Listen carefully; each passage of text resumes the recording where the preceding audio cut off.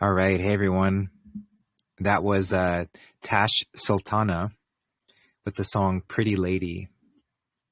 And I do want to draw attention to the symbol that she used. And this is an official lyric video. So this was released by the artist.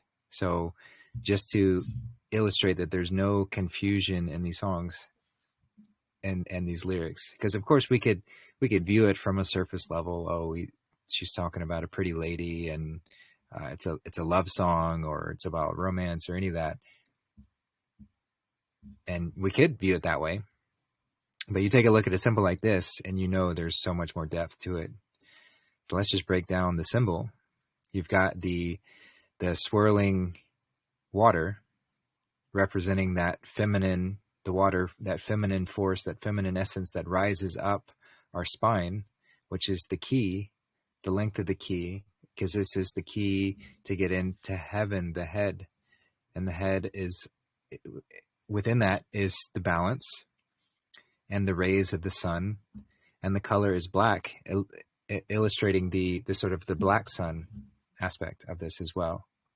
And you've even got a little figure that rises up out of the swirling of the water. So we can go around and around samsara here in this lower realm. We can stay locked in that, or we can take the waterway up, the motion, the movement up. So there's so much packed into the symbol. So again, we can look at these lyrics from just a simple surface level, or we can take a deeper insight into what was she trying to portray? What was she trying to show? So let's take a look at the lyrics now. So, pretty lady, where you going so fast? Try to make our moment last. Oh, come and take my hand, why don't ya? So, pretty lady, a song to the divine feminine, that feminine essence within us, which represents both the spiritual motion, the movement, what brings us back to connection and union. And it also represents the emotion, the energy in motion, that fleeting energy that can, if it leads, can lead us into peril. And it's always going fast, and so it's sort of I was just talking with Darth, who's sitting here next to me, about that a moment ago, about this split reality between the feminine and the masculine. And of course, this song is talking about the feminine. So I don't know if you want to give any insight just right now on what you were saying in regards to the spirit and the emotion and these two sides, and what you sort of see in the song. Or I can keep going through the lyrics first. Go through the lyrics and then I'll come back. So again, it repeats, try to make our moment last.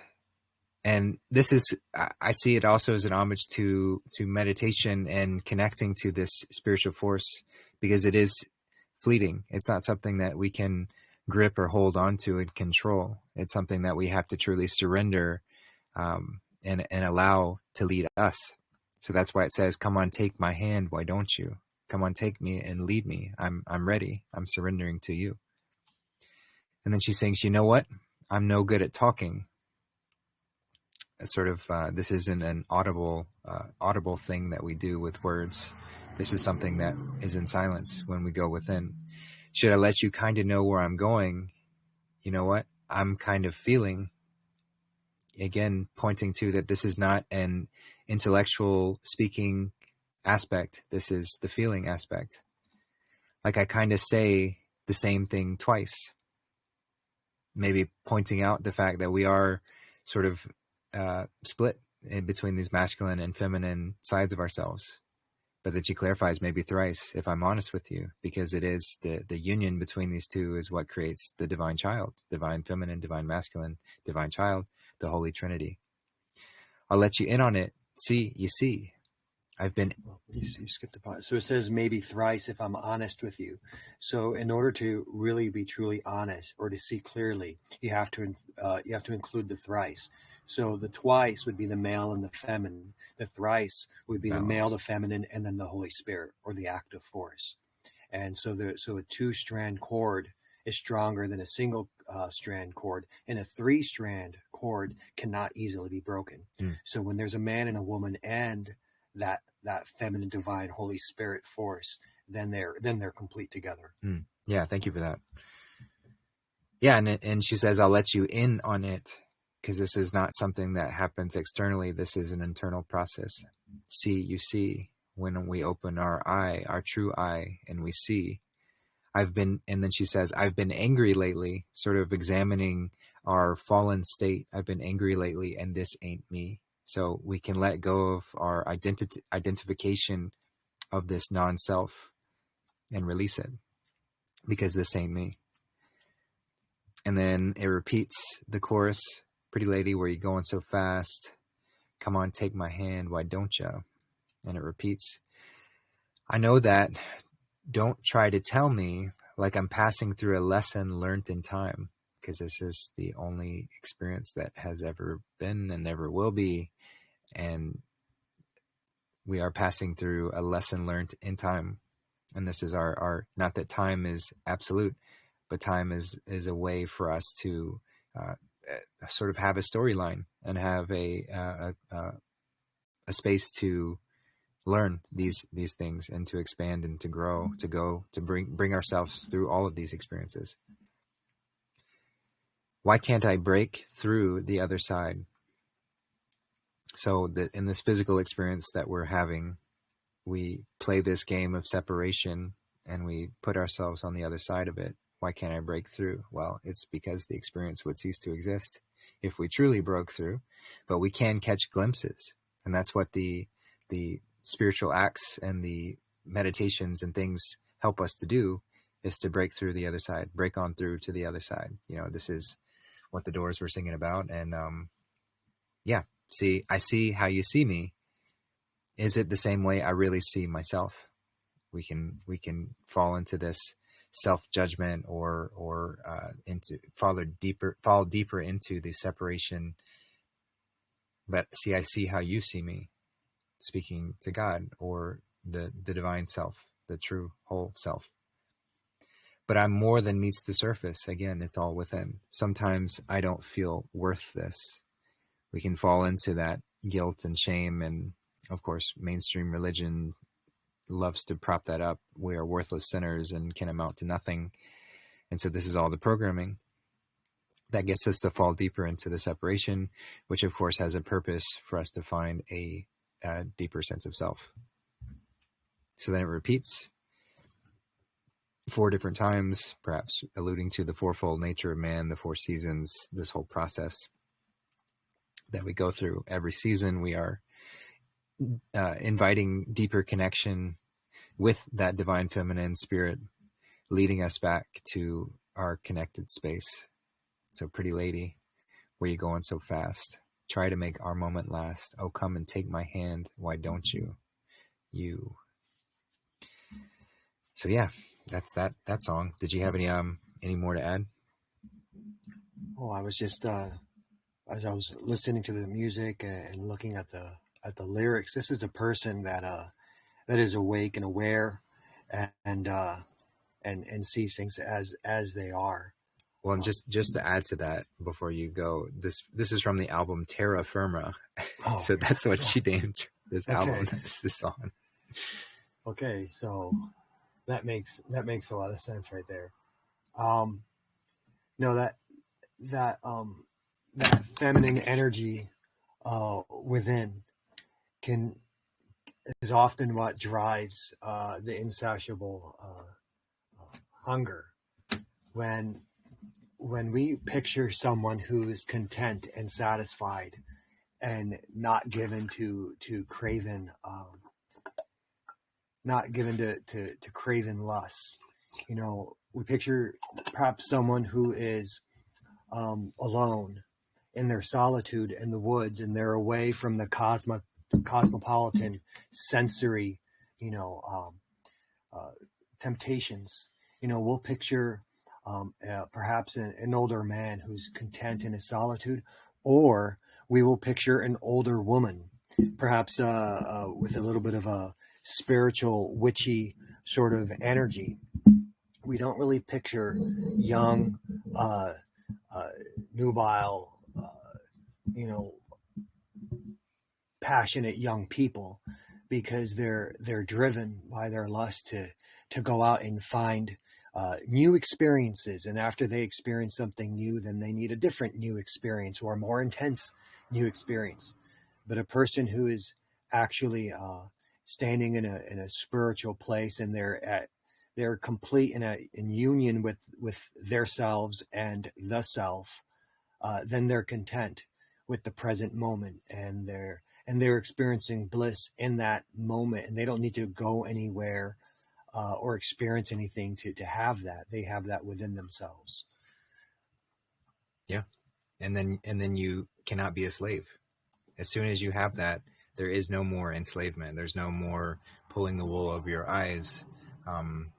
You are free, you're sovereign. And that's what creates that unstoppable force that those who seek to control are so desperate to keep these kind of messages from coming out. And so, of course, that's why these wonderful artists have had to sort of sneak them or covertly place them into their songs in these ways so that these messages can get out. But all of it helps to inspire us to step back into our true divinity, step back into our true self. Well, the Matrix doesn't want the idea of self-contentment to be normalized. Yep. So thank you for that. And happy to be here today on this Friday, November 15th, 2024, as some call it. And we're jumping into another Quest-i-on, the quest to illuminate the single eye, the quest that I am on, where we have an opportunity to humbly show up and ask questions and see what comes up. So I am, really glad to get into the show today. This should be another great one. So just to go over some quick announcements, you might have seen on the channel that just recently, just right before this show, we had an opportunity to speak with Bali and the orphans in Uganda, which was such a wonderful experience to get to see them, get to see their smiling faces, and get to connect in that way. We got to hear about some of the efforts that Bali has the projects that are going on there to provide better support for the children, in addition to just taking care of their basic needs of food and shelter and clothing and all of that. So it was a great opportunity to get to speak with that. They were overjoyed by getting to see myself and Lila, who joined on to the call, and hear all of us and see the support. So that was really, really, really rewarding and very heartwarming to get to participate with. So thank you all who were there. And just wanted to mention that I will be uploading, I posted that video already on Telegram. I'll be uploading to YouTube and Facebook later as well, so you can find it there. If you have any way that you can help support these wonderful souls, please consider doing so. I set up a Gifts and Go that I will show here called giftsandgo.com/Lions of Uganda. You can help support the efforts there. And if you have any other ways that you'd like to contribute besides Gifts and Go, you can also send to my contribute page, justincarpenter.org/contribute. And you can find a whole bunch of links to help out with that as well. Just make sure to specify there that you'd like the support to go to Bali and the orphans, and I'll get it to them right away. So thank you for the consideration there. And just a reminder too, I'm completely donation supported by you guys. This is how I'm able to do all that I do. And so thank you all who do support and are able to make that happen. So thank you so so much, truly. And I think with that said, I think we'll just jump right into the show today. Because I think we have a lot to cover. And as you heard in the song Decode, I have Darth sitting here next to me, and I'm just going to pull up the camera now so that you can see us, that we're sitting here. And there were a bunch of questions surrounding some of the audio clips that Darth has released, or Joanna put out there and recorded. So thanks to Joanna for recording that. Thanks to Darth for the great answers to these questions. I just wanted to get deeper into the topic. So if you're unfamiliar with the first clip that was sent, I will just please go check it out. I posted it on the main channel. but essentially it was talking about why do the masses not see what's going on? Why does it happen to where people are so unable to witness what's right in front of them, what's so seemingly so blatantly obvious? And Darth did a wonderful job explaining how this is the ratio that shows up within creation over and over and over again in all sorts of ways. Some people say it's the 90-10, some people say it's the 80-20. He said in this video 85-15, but there's a smaller portion of the population that always has seemingly more insight or more cohesion, more connectedness than the rest.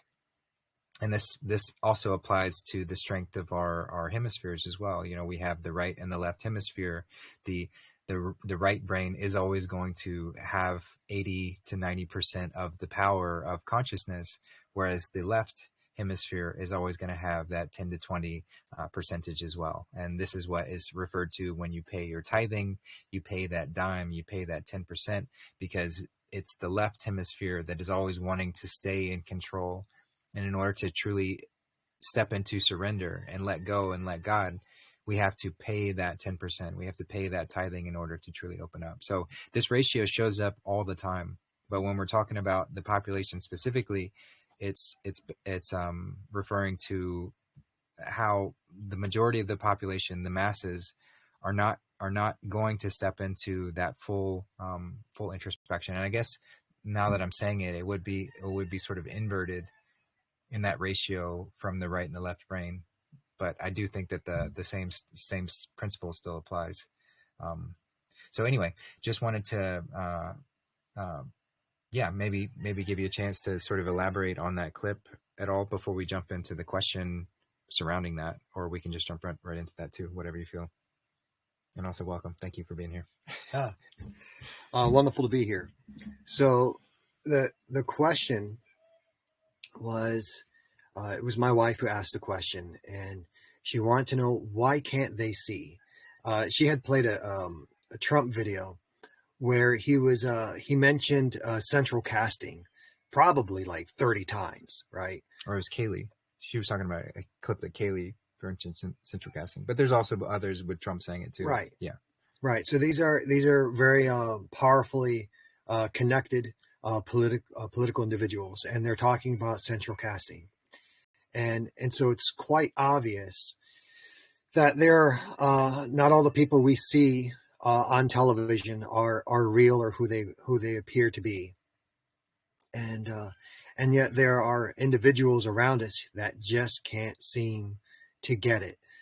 No matter how much evidence you present them, they just can't seem to accept the fact that that central casting is real, that the system is fake, that certain things are more real than others. So she was saying, why can't they get it?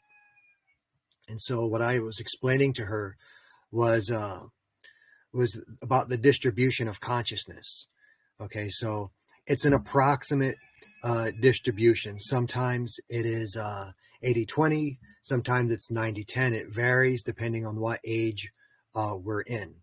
However, what the principle implies is that 10 to 20% of the population is walking around with anywhere from 80 to 90% of the consciousness. So that means that 80 to 90% of the people that you meet on the street and that are your family and are your friends, they're walking around with something like a tenth of 1 unit of consciousness. And then those that are members of the 20% or the 10%, they're walking around with something like 150 units of consciousness, or maybe even more.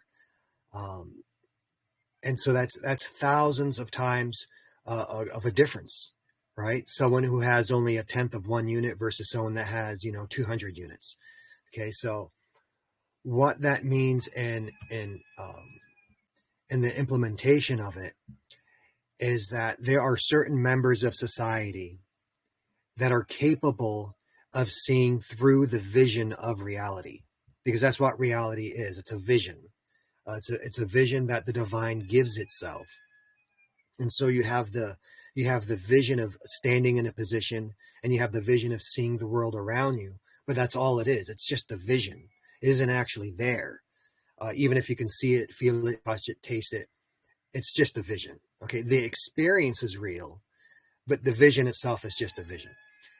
So if you have a high enough awareness of it, you can tell that, okay, this is just a vision. But there are those that they simply don't have the level of consciousness necessary to see through it. And so they accept it. And for then when you tell them that, hey, listen, this isn't actually real, they just can't accept it. They don't even understand. It's like you didn't even say it. And one of the ways of telling who has this nature and who doesn't is that those that are walking around with a tenth of one unit of consciousness, they have very limited dialogue. They've been indoctrinated with certain ideas, and they don't have the ability to step outside that indoctrination. They'll talk about one or two topics, and that's it. And if you try to change the subject on them, they don't even react sometimes, or they'll get upset.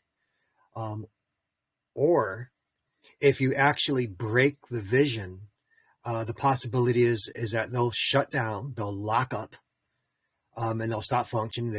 They can go into a seizure. They could actually drop dead. They can throw up if you break the vision, or they can become violent and attack you. That's one of the reasons why both the black hats and the white hats tend to be discreet, because yes, these people only have a tenth of one unit of consciousness, but they outnumber us.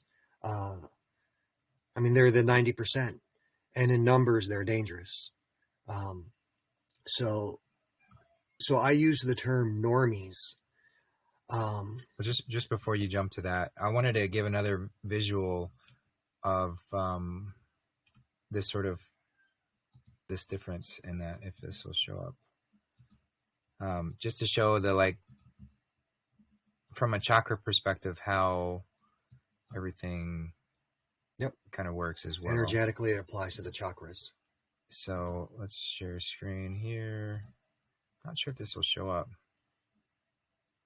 I don't know why it's showing up as black. Hold on just a second. Let me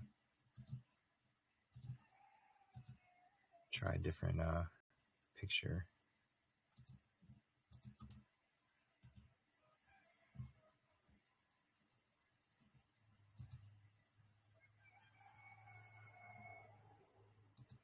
Okay, now this should work. There we go. Okay, so I'm pulling up on the screen here to show just kind of another way to break this down. So this is the chakras, and this is sort of what's referred to as the number of petals of each of these flowers, and how in ancient depictions, as you go up, the petals increase, and once you reach a certain level, it becomes 1,000 times more. So just to show sort of where people are being locked into, when people are locked into fear and locked into sexual drives and things of that nature, you're dealing with these 4 and 6 petaled flowers.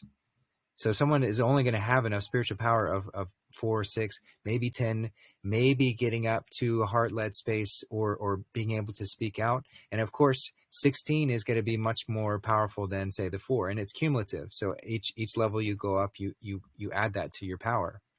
And then when you rise to the third eye, this is the 6th, it becomes 2 times more powerful. So those who have reached this 6th level are much more powerful, 96, as opposed to the lower chakras, much more powerful. So that's why I often say that 6 is the choice, because in that moment you choose whether you're enacting and using that power to control and dominate the lowers, or are you using that in service? And when you use that in service, and this is the only way that you can receive the 7th, the cabal, those who perform evil, they can never attain this 1,000 times magnitude, because this is the gift of 7th when it's bestowed upon us. And it is, we do become 1,000 times more powerful. And so that's where the 144,000 truly comes from. So this is sort of another way to break down how this power distribution shows. And it's not that anyone is inherently limited from reaching any level. It just is simply how it is. So just wanted to give that representation as well before you continue. Just with what you were saying about normies. Oh yeah. So this concept about the distribution of consciousness and competency, this isn't a conspiracy theory. This is it is well proven, both in all the ancient literature and in modern implementation. So if you have a business, right? So you may have thousands and thousands of employees, but 20 to 10% of those employees are going to hold 80 to 90% of the competency and the production capability. I mean, you still need all the thousands of employees, but if you lose the highest 10% of your competency, you're going to lose 80 to 90% of your business capabilities. This is a well-established principle. So should I keep going on to the whole concept of normies and normalization? Yeah, well, I'll read off the question that came from that. So Darth gave that beautiful breakdown of this distribution, and this is why the white hats have had to be very, and the cabal, like he mentioned, both have to be very careful not to upset the masses too much, because it can result in severe chaos and destruction. And of course, the cabal is trying to keep the wool over everyone's eyes in pursuit of control, while the white hats are trying to slowly step them into a space of realization and awakening so that they break the grips of that ability to be controlled. But you can't do it too fast. You can't do it too quickly. And so that's why everything has to be done with great care. And that's why it had to be done this way, as Q says. We had to be led to this point and gone through all these stages in order to get to that space. And here's a really good example of it. Let me see if I can find it. Yeah, and while he's looking, it's just how it is. So we had a question surrounding that I'm going to read off in a second. Yeah. I'll read off now. So this was from Beth, and she gave a great question on that. And it's important that we have this discussion as well, because of how it can appear when these kind of things are talked about. So she said, I'm also curious if normies is a term common to this group, and exploring my resistance to that.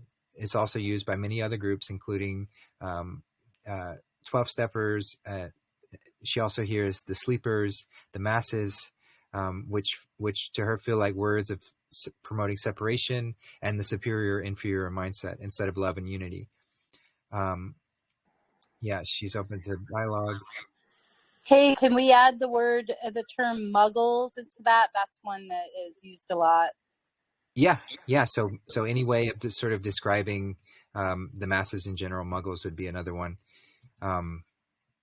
And so, basically the gist of the question is, why do we use language like this? Is this not more divisive if we're referring to other people? And just to open up the discussion in that way. So, and then Darth was talking earlier about where the word normie or normal even comes from, which was very illuminating to me. So I'll just pass it back to you for that. When we were on getting on the level, do you remember he said the number of people that committed suicide when Trump won? I think that was in JC Family. That was in JC Family. That would be why I can't find it. Yeah. So here it is.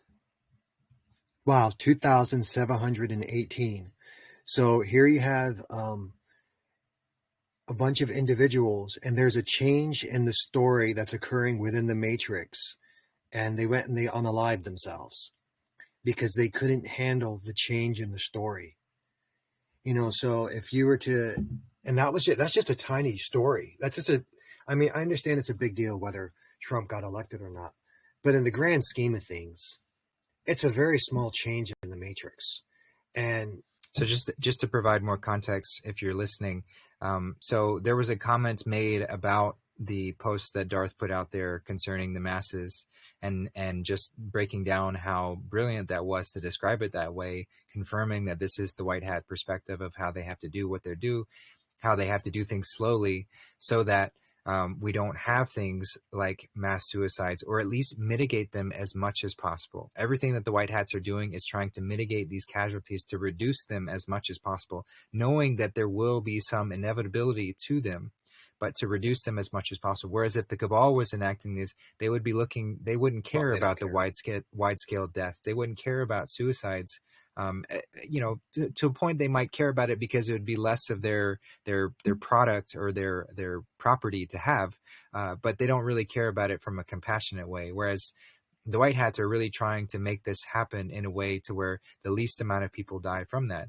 So from the response given to Darth's breakdown of the masses and otherwise, there was a comment made about how 2,718 people took their own lives. I think in a single day on it's a mass suicide. Yeah, on Monday, the 11th of November, 2,718 took their own lives because Trump was elected. So these are the kind of very difficult decisions that have to be made from the white hat perspective to move us to this space of awakening and realization without going too fast and too much too quickly. But you also can't do it too slowly either, because there's death and destruction on that end as well. So this is a very, very fine balancing point that has to be made. And I responded that I'm so grateful that I'm not having to make these kind of decisions, but I will be advocating for all those who have, because it's going to be extremely challenging for lack of a better term, the masses to realize what decisions have had to be made. And if people have died as a result of them, they will have a hard time understanding why these things had to happen. So this is what is up to all of us who have reached this level of clarity, to help provide more support as to it had to be done this way. There was no other option. There was no other choice. This was the best possible scenario that we could have gone through in that sense. So yeah, just wanted to give that context of what was shared earlier, but I'll pass it back to you. Okay, so let's go all the way to the beginning of the origin of what is normal. So you have the absolute divine, and the absolute divine is going to create a vision so that it can experience its own nature from various perspectives, and it does so using what's called rhetoric. Rhetoric is just language, right?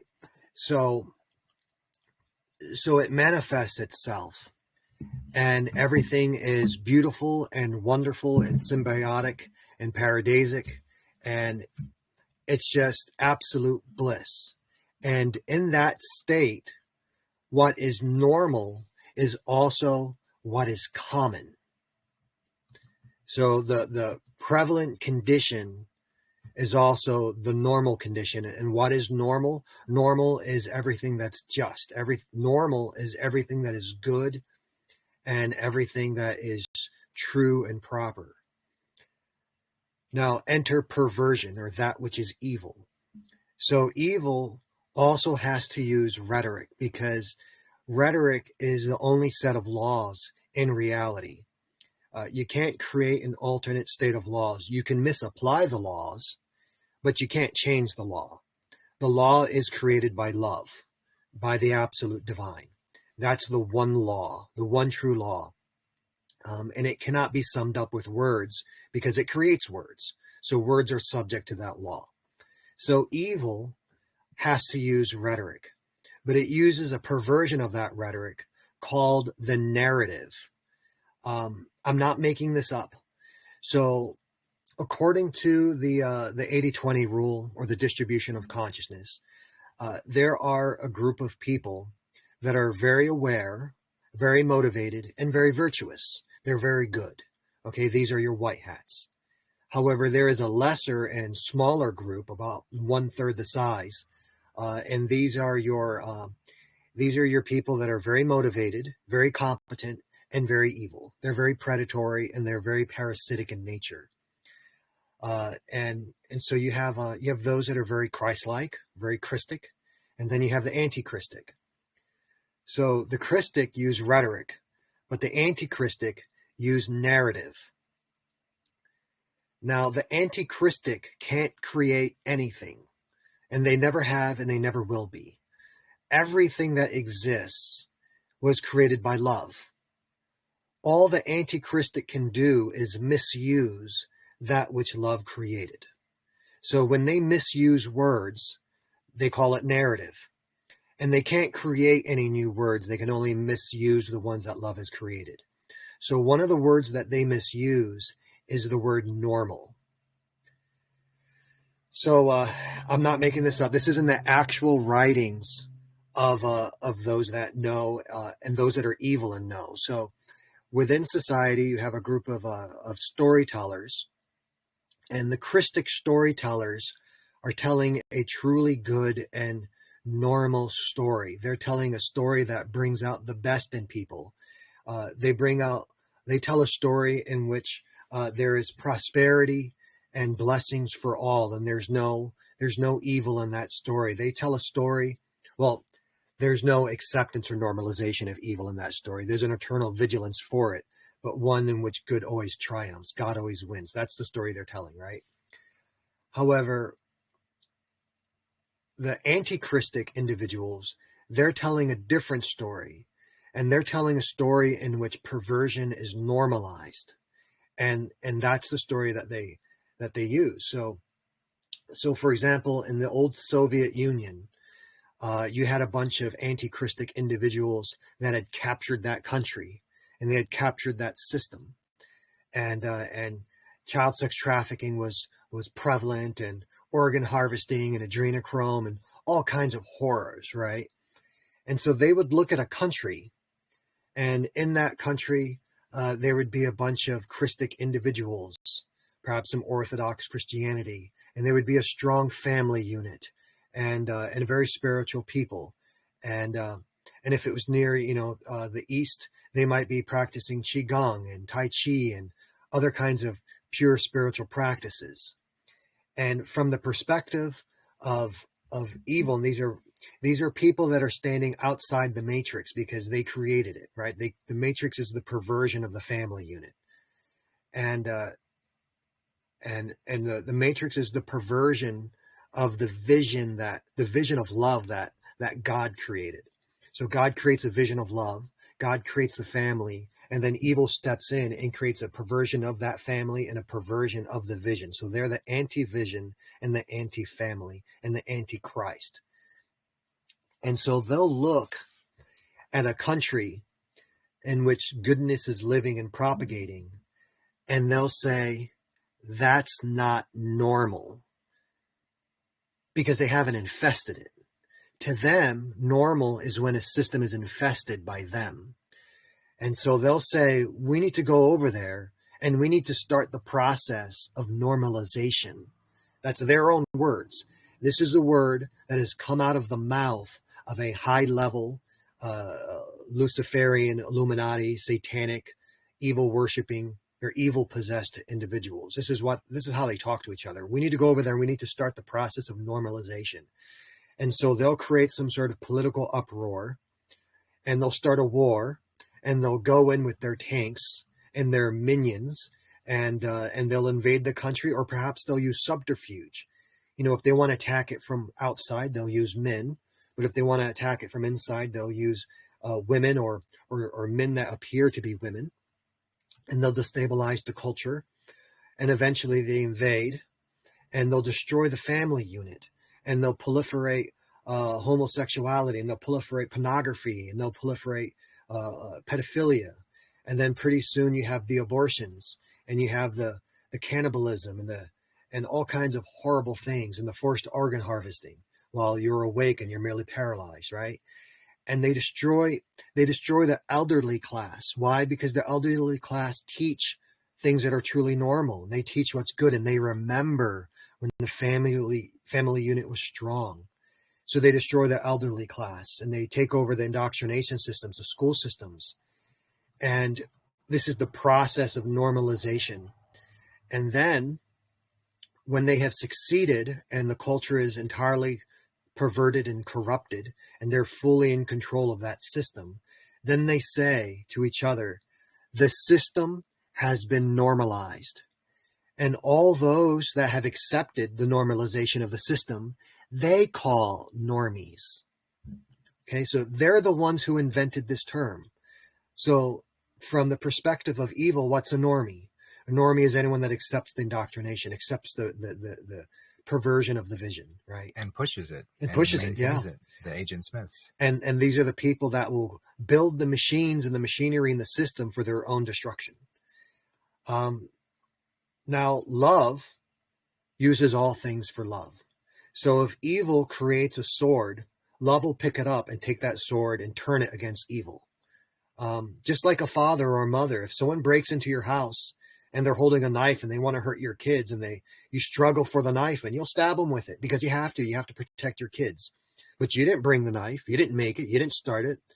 They started it, now you're going to finish it. So what happened is that the white hats captured the term normalization and normie, or someone who is normal. They captured it and they turned it against the matrix. And what was privately used as a term of contempt, the white hats have now brought into the light, dark to light, right? And now people know, oh, there's actually such a term as normie, normalization. Now people know, and we have used it as a humorous term. See, that's what we do. That's the best way to defeat evil, is you laugh at it, because evil has no concept of humor. So because they have no ability to self-reflect, which is where humor comes from. And so we have taken this term, we've picked up this sharp knife, and now we're using it against them. So look at that, a normie, right? And what's a normie? A normie is a person that can't see the truth in front of them. A normie is a person that accepts the lies. And it ends up being a danger because they're pushing that system. And so while, yes, we laugh about it and we have ways to speak about this, it's a very serious issue as well. It's life or death. Because if this energy is allowed to proliferate, if it's allowed to maintain, and there is no shining light on it, then straight to hell we go. And that's where we've gone. That's where we've been. And so we're coming out of that and using these sort of terms to sort of bring the conversation to light, to bring this awareness to it.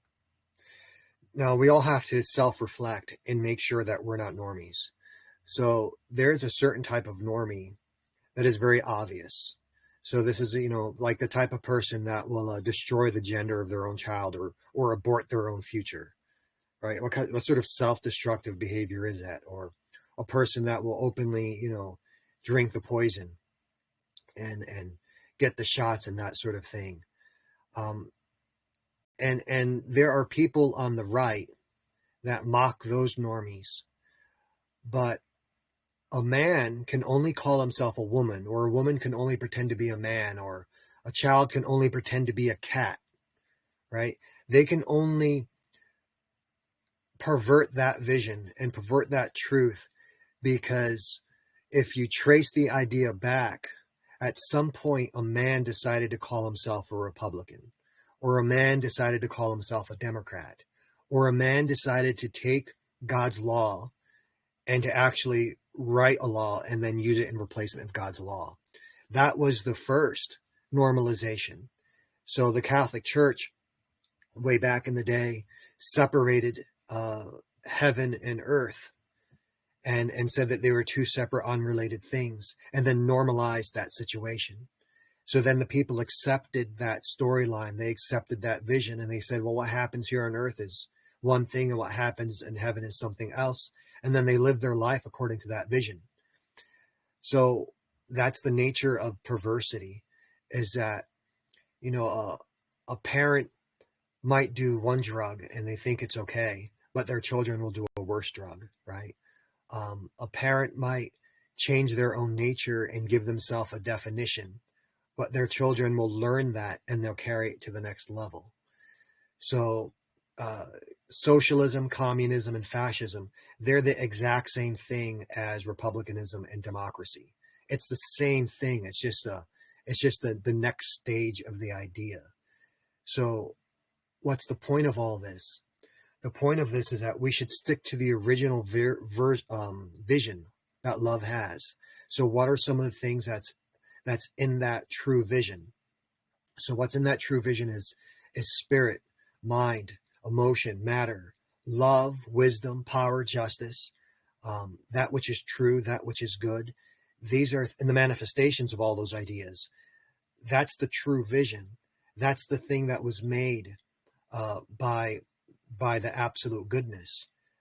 Now, there's some other things also that was made by that absolute goodness. That which is fearful, that which is foolish, that which is weak, that which is unjust. Those are true things that were made. And so when we look at something, we look at something, when we see it through those original categories, then we see the true nature of it. But if we have been normalized, then there's all these synthetic ideas, all these alternative ways of looking at things, alternative ways of living. And when you look at the vision through those lenses, then the vision is distorted and you can't see things for what they really are. So we aren't really divided by gender. We really aren't divided by the left or the right, because there is no left or right. We aren't really divided by race, because we're all God's children. But those that believe it, well, they've been normalized. And because they've been normalized, now they're a normie. Now, is it good to tell people that they're a normie? Sometimes, sometimes not. Because our objective is to save them. Our objective is to bring an end to the perversion of the anti-vision. Our objective is to take what's truly normal and to make it the same thing as what is common, because right now, what's actually normal isn't very common. So we should always be motivated out of love, but we're not the ones that created the term normie or normal or normalization. That was the anti-Christic individuals. That was how they would talk amongst themselves when the normies weren't listening. Yeah, great to distinguish and bring clarity on that word itself. But then what you spoke on as far as the intention behind it is so important, because it's not to create a dichotomy. It's not to create more division or a hierarchy, or to say I'm better than and you're worse than inherently, but it is to truthfully, accurately call out the spirit that is possessing someone.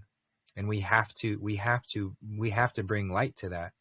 So, you don't have to look further than the words of Christ when he said to Peter, "Get behind me, Satan." Now Peter could have gotten offended and gotten butthurt and said, "Oh, what? Jesus just called me Satan. Like, does that mean that he thinks he's better than me, or that I'm locked into this satanic influence?" No, Jesus was saying that to Peter to say, "Hey, Peter, pull your head out of your ass. You're being possessed by Satan right now. You're being possessed by this energy."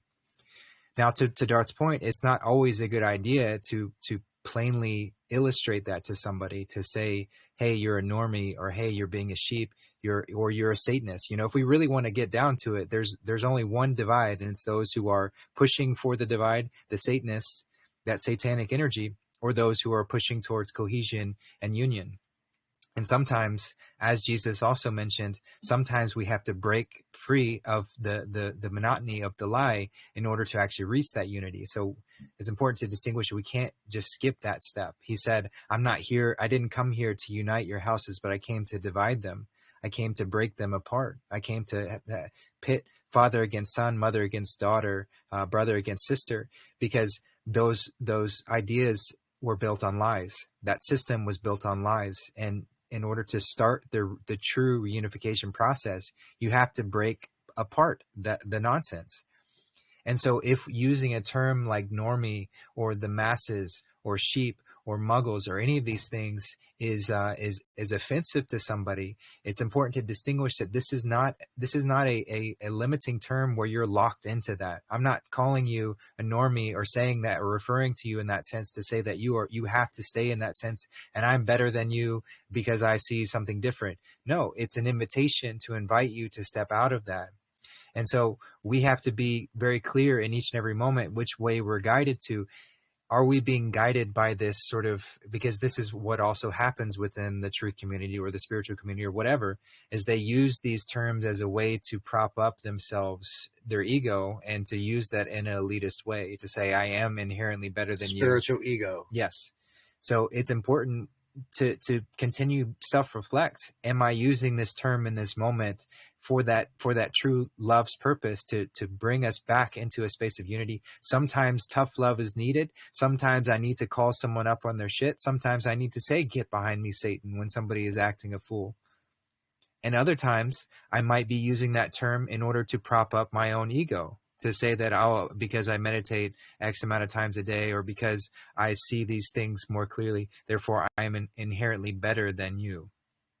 So it's important to distinguish where the motives are coming from.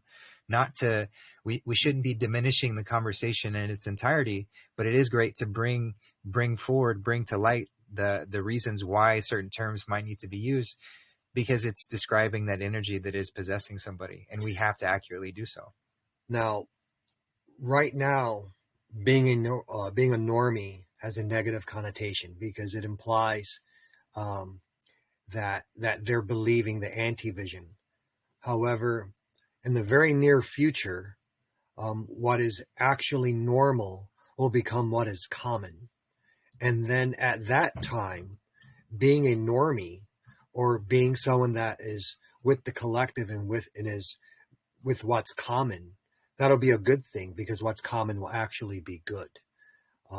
So we're going to be very rapidly approaching a time period in which the vast majority of the population, when they look around and they look into that vision that's around them, they'll see the true vision, and they won't see what perversion has taught them to see. Yeah, exactly. And the only way we get there is through continued clarification, through continued discussion, not shying away from these things. So being intolerant toward evil, because whoever's the most intolerant is going to win. Yep. So it's not being intolerant towards people. It's not labeling people as if they're locked into that position, but it is being very clear that if someone is allowing, through their own choice, through their own volition, allowing that energy to possess them, then I will call it out, and I will be intolerant of that behavior until that individual is willing to abandon and let go of this demonic influence that's possessing them. We want to be compassionate and tolerant toward individuals, toward people.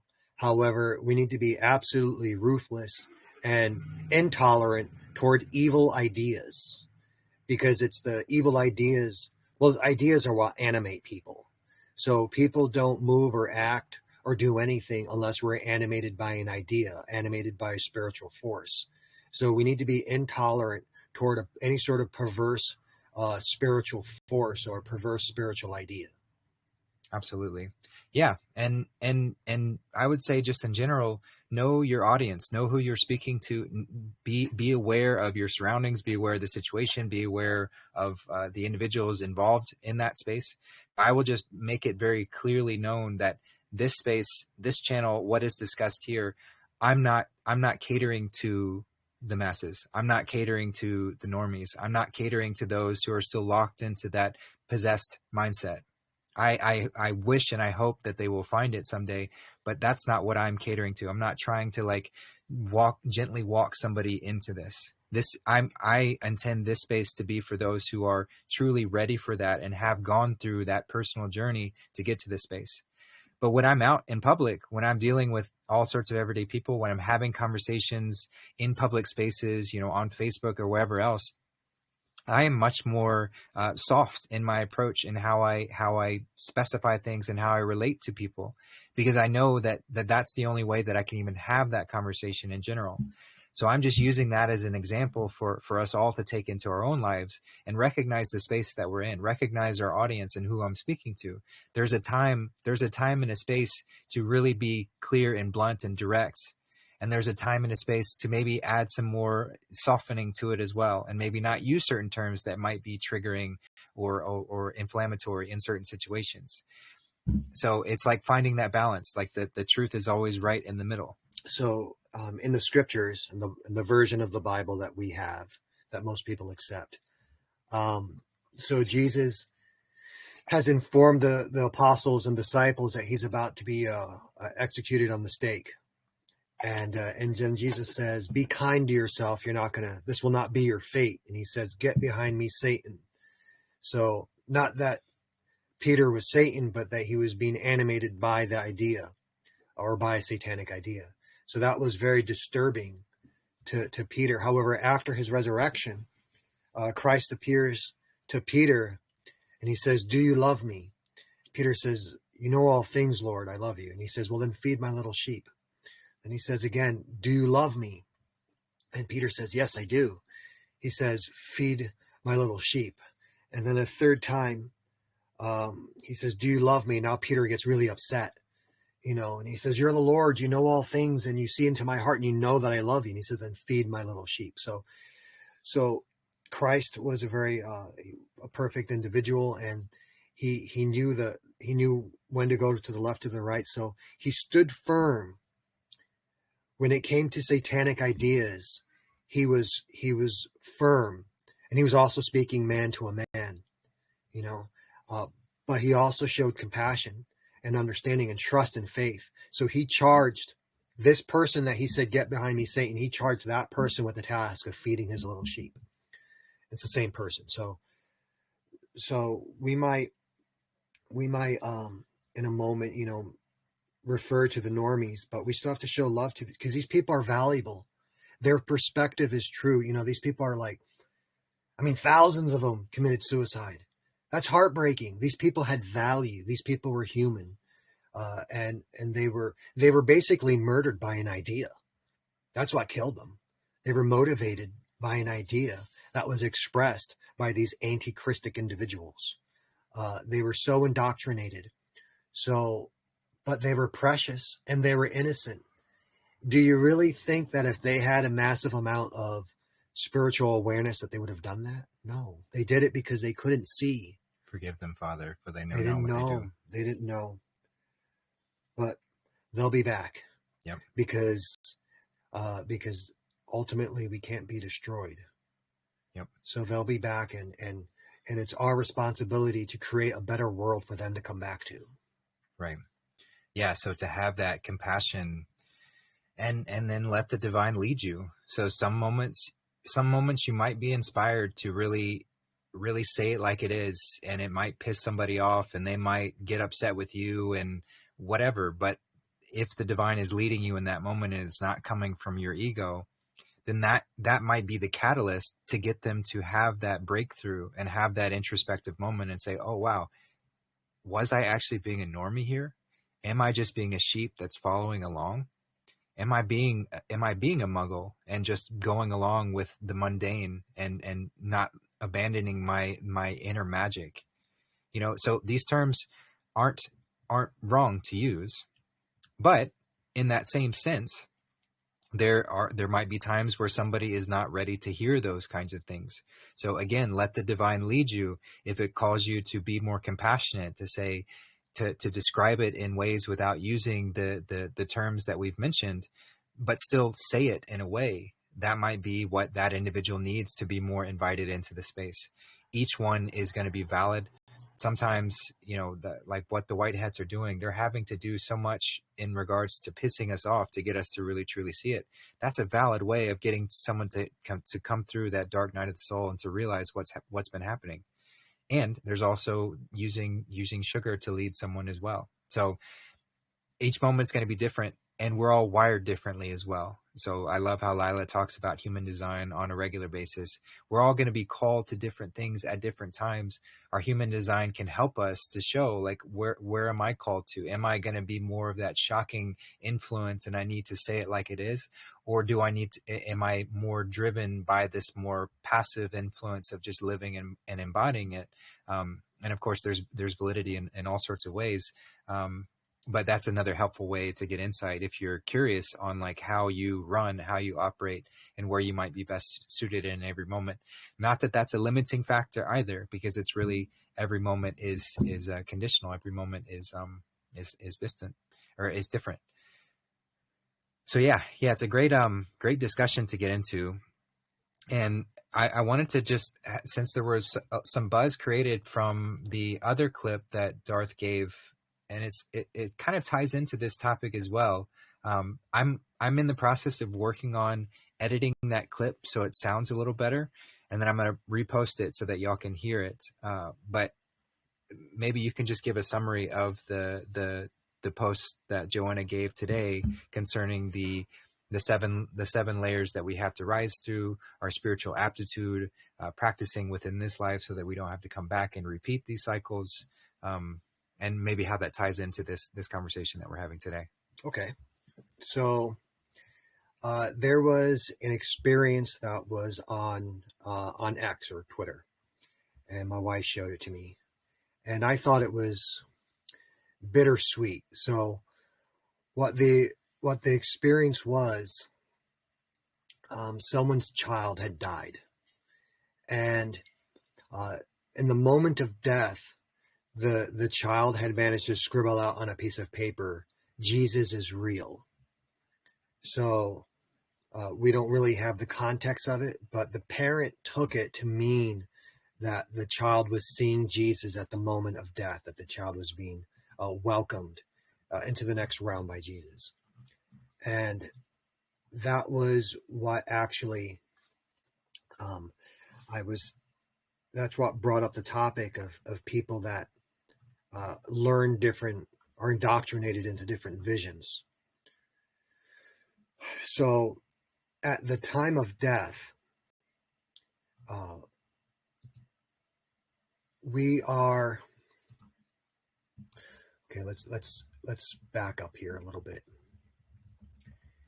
Even while we are alive, we can only see the universal vision, the physical construct of reality. We can only see it through the words that we have been indoctrinated into. Whatever words that make us up, and the combination of those words, that's how we see the vision around us. It's undeniable. So let's say that there are two twins separated from birth, genetically identical, and they live in the same city. One twin has been indoctrinated with a prosperity looking at things. So he will be living in the same city, and he sees financial opportunity everywhere. Why? Because it's the nature that he's been given. And he'll experience the same adversities of living in that city, but he'll be successful because he is creating or modifying the vision around him according to his nature. Then you take the other twin who's been indoctrinated into poverty. This has probably happened. Twins get separated at birth all the time, and then they get adopted by different families. I mean, for goodness sakes, what if Trump had a twin and one was adopted by the Trumps, but then let's say the other one was adopted by Joe Blow down in Crackville? I mean, would the other one be as successful? Even if they're living in the same, on the outskirts of the same city? So the other twin gets indoctrinated with the poverty energy. Okay, but he lives in the same city. Do you really think he's going to be prosperous? He might be able to overcome. He might rise above his indoctrination, but if he doesn't, he's going to be poor. That's just the way that it works. So even while we are alive, even while we are seeing reality through the perspective of the flesh, we still see things according to our indoctrination. And that principle applies even after death. So when a person dies, they see the afterlife through their indoctrination. That means that a Christian is going to see what he believes and expects to see. So if he expects to be meted by cherished the loved ones, he'll see that. If he expects to immediately pop into a physical paradise, earth in the future, that's what he'll initially see. If he expects to see Peter at the pearly gates, he'll see that, or Christ, he'll see that. It's because the initial after death experience is very much like the astral realm, in which you can manifest anything instantaneously. And because this person is manifesting subconsciously, he'll just manifest whatever his subconscious programming is. The way that the afterlife works is that you have the 7 realms and the seven dimensions, the 7 chakras, and you have to get processed through them. So when you first hit a realm, it's very blissful, and that's how it establishes a hold on you. But then the bliss inverts, and then you experience fear or pain through the perspective of that chakra, because as you pass through it, the polarization switches. So this kid, as he's dying, as he starts to enter the lowest of the chakras and go through it, he saw a beautiful vision, and that may have been what he wrote, if it's even real. But this has been documented many, many times. And so let's say that, so what would happen is that a Christian or a Muslim would, see Muhammad or whatever their faith says, or a Jew, whatever. So as you go through the vision, at first it's very pleasurable and sucks you in, but then it inverts and it collapses and becomes an inverted form of it. And so that's like when you first, with pleasure, you pick up the ball, and then with pain, you chuck it, right? And so you have the attraction and then the repulsion. And it's that repulsion when the person can't handle it. Just like in real life, even when you're in the flesh, if you experience enough pain and you're not trained to deal with it, you can faint or black out. Or if you see something scary, someone might black out, right? So it's the same thing in the afterlife. So if you're going through these chakras and you can't handle it, it'll bounce you right back down into the physical realm, and then you reincarnate, and you weren't able to ascend. You didn't learn the lesson. However, if while in the flesh you practice non-attachment, and you practice transcending the physical experience, and you practice staying connected to the self, no matter what happens around you. So when you die, if you choose to die, and you start to pass through these experiences, you'll be able to see through the vision of that chakra. So the first chakra will start to draw you in, and it's a pleasurable experience. But you practice non-attachment, and you practice transcending, and you can kind of see the light behind it. And then that chakra inverts, and now you're experiencing the pain of that chakra, and yet you transcend it. You stay locked into the vision of the self, the light behind it. And as you pass through each chakra, the one above, it gets more and more intense, and it gets harder to transcend through it. If you can pass through all 7, eventually you pass through all the realms, and you reach the absolute source, the absolute divine being, the absolute self. And that's a whole nother experience. But this is not knowing this isn't the same thing as doing it. So it's a lot like going to the gym. You might know where the gym is located. You might know that there are weights inside of it. You might know that you have to pick up the weights. You might know that if you pick up the weights, you'll eventually get stronger. But that's not the same thing as actually going to the gym. That's not the same thing as actually picking up the weights. That's not the same thing as actually getting stronger. That's why meditation is so important, because every time you meditate and you practice letting go of all the physical sensations, you practice on remaining focused simply on the true self. Every time you do that, you get spiritually stronger. Every time you experience adversity and yet you transform that adversity, you transcend that adversity, or you transition through that adversity, every time you do that, you get spiritually stronger. Every time that you choose to die and reinvent yourself into something new, you get spiritually stronger. And when we do that in this life, in the flesh, when the time comes and we die, then we have the spiritual strength and the fortitude necessary to pass through all the chakras, pass through the 7 realms, and get all the way up to the absolute self, if you choose to do that. It's not bad down here. I like it down here. I have good friends. My best friend is down here with me right now, right? Why are you smiling? So, my family is down here. There's, animals, beautiful animals, good food, beautiful women, beautiful experiences, new things to learn, new books. That's all down here. And as you ascend through the chakras, there's less and less people, less and less things, and less experiences, until eventually you get to the absolute self and there's no experience, because that hasn't even been created yet. So there's nothing inherently wrong with coming back down here. And the 80%, they'll always be down here. This is where they live. This is down here is why there can be an 80%. So it's not a bad thing being down here in of itself. However, for me, and if you choose to ascend, and if you choose to be an ascended angelic individual, it's better to exercise self-control, because then you're the one deciding how you're going to interact with spiritual force and what spiritual forces to exert. But if you don't have the awareness and you don't have the self-control, then you're subject to whatever spiritual force comes your way. And that is what happened to most of us, is that for whatever reason, we fell asleep. For whatever reason, we became weak. And then when the anti-Christic individuals expressed this massive negative spiritual force, the vast majority of society didn't have the awareness or the fortitude to resist it, and the world fell into darkness.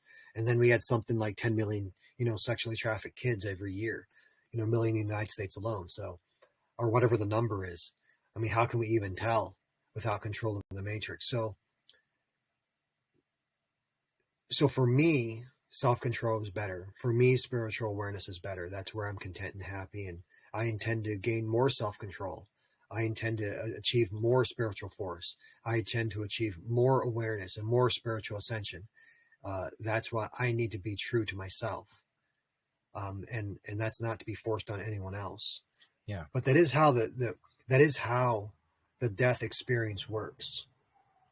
Absolutely. And that's the bodhisattva, is one who raises and then chooses to stay.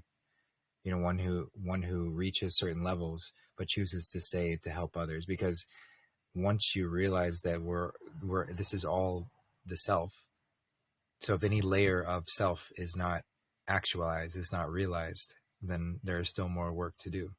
And so that's that dedication to that all of these Christic ascended masters chose to do, was to have an experience, lower themselves down so that they could even translate to others, to even have that connection point between. Because as you go up in the levels, the angels have a very difficult time communicating with us. These higher ascended beings, they have a much harder time relating to us, because the higher up you go, the less connectivity that we have, depending on how far low we are.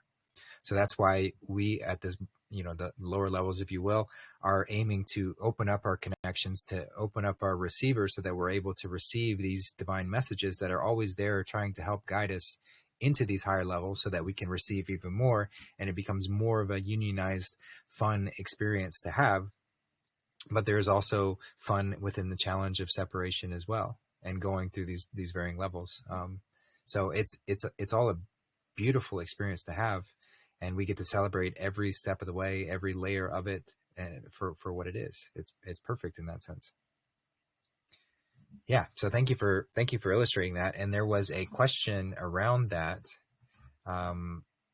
Another one from Beth. Thanks for the great questions today, Beth. This has been great. And for everyone else, I did want to address these topics today, just because they're prevalent, they're relevant.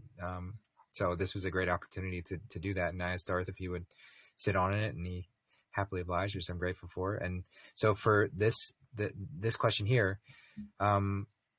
She said, if someone had experienced a death experience without the wisdom, yet then that happened 2 more times, not reincarnating, but coming back in the same body and same reality with a new level of awareness. So total 3 times.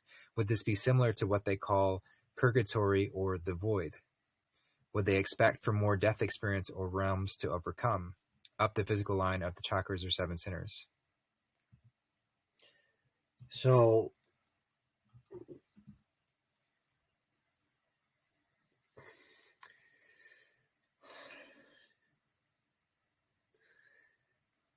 I don't have enough context. So why is it that this individual is continuously experiencing a near-death experience? There could be any number of reasons for that. There could be a lesson that they're not learning. On my own vision quests that I've experienced, there have been lessons that I needed to learn, and it took me numerous tries to learn the lesson. And every time the lesson got more painful and more intense, and then eventually I learned it and atoned with it, became one with the lesson, and then the failures for the preceding lessons became less numerous. So there could be that perhaps there's a lesson to be learned. The other thing is that death is usually a very blissful experience, because otherwise no one would choose to die. Because if at our core being we are the self, that self has absolute power, and no one can be forcibly separated from the self. You have to consent. And so there is an aspect of ourself that can't be forcibly killed, even from the flesh. It's a very difficult thing. Most people can be killed because they expect to die. That's one of the things that they teach in paramilitary organizations and military organizations. They say, never assume that you're going to die. No matter how badly injured you are, never assume that you're actually injured, and never assume that you're going to die, because there have been many, many soldiers who, during whatever gunfight, they'll experience a bump or a pop nearby, and then they assume they've been hit, and they assume that they're going to die, and then they drop dead. And you do the autopsy, and there's no physical reason why they should be dead. They just chose to die. And then on the other side, there have been numerous people that have suffered catastrophic injuries, and by every measurable way of looking at it, they should be dead 10 times over, and yet they insist on getting back up on their feet and moving forward. Okay? So there's a good story called The Miracle Man, about a man that crashed in an airplane and just about broke everything, and he overcame it because he made a choice. So there is an aspect to dying that is very pleasurable. And so an individual might choose to go through near-death experiences for the pleasure of it, for the learning of it. There might be a lesson that the divine is trying to teach them. And there might be a lesson that the divine is trying to have them teach others. Oh, that's true too. You know, to give that point of inspiration, so people can alleviate that fear of death.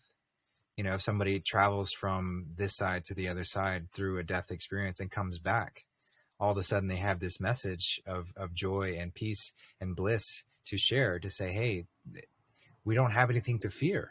You know, and just taking off those shackles of the fear of death is massive. It's massive, because that's one of the main tools of leverage that those who seek to control use on everyone, is this fear of death. So taking away that is taking away a lever of power. Absolutely. I forgot that. That is a really good point. Even if the cabal somehow got into a position where they could wipe the earth free of all life, we would all just reanimate. We'd all just reincarnate, and we'd all come back, because that's the way that the construct is made. It's made. These ideas made us. We didn't make it. These Christic ideas predate mankind, and we are the shape that we are due to this Christic divine geometry. That's why we have, 2 eyes and a nose and a mouth and 2 ears, and we walk upright. All of that is due to the nature of the divine. And the anti-Christic forces could wipe us out, but they could never wipe out the pure Christic force. The manifestation of goodness here on earth could possibly be wiped out, but goodness itself could never be wiped out. And goodness will always exert force, and that force of goodness would always remanifest. So in the end, not only do we win, but in the end, there's no way we could possibly lose. So wherever you are, you don't have to worry that you're doing it wrong. You don't worry, even if you have done it wrong in the past, that doesn't mean that you're going to fail, because there's no way that you possibly could fail unless you choose to fail in the moment.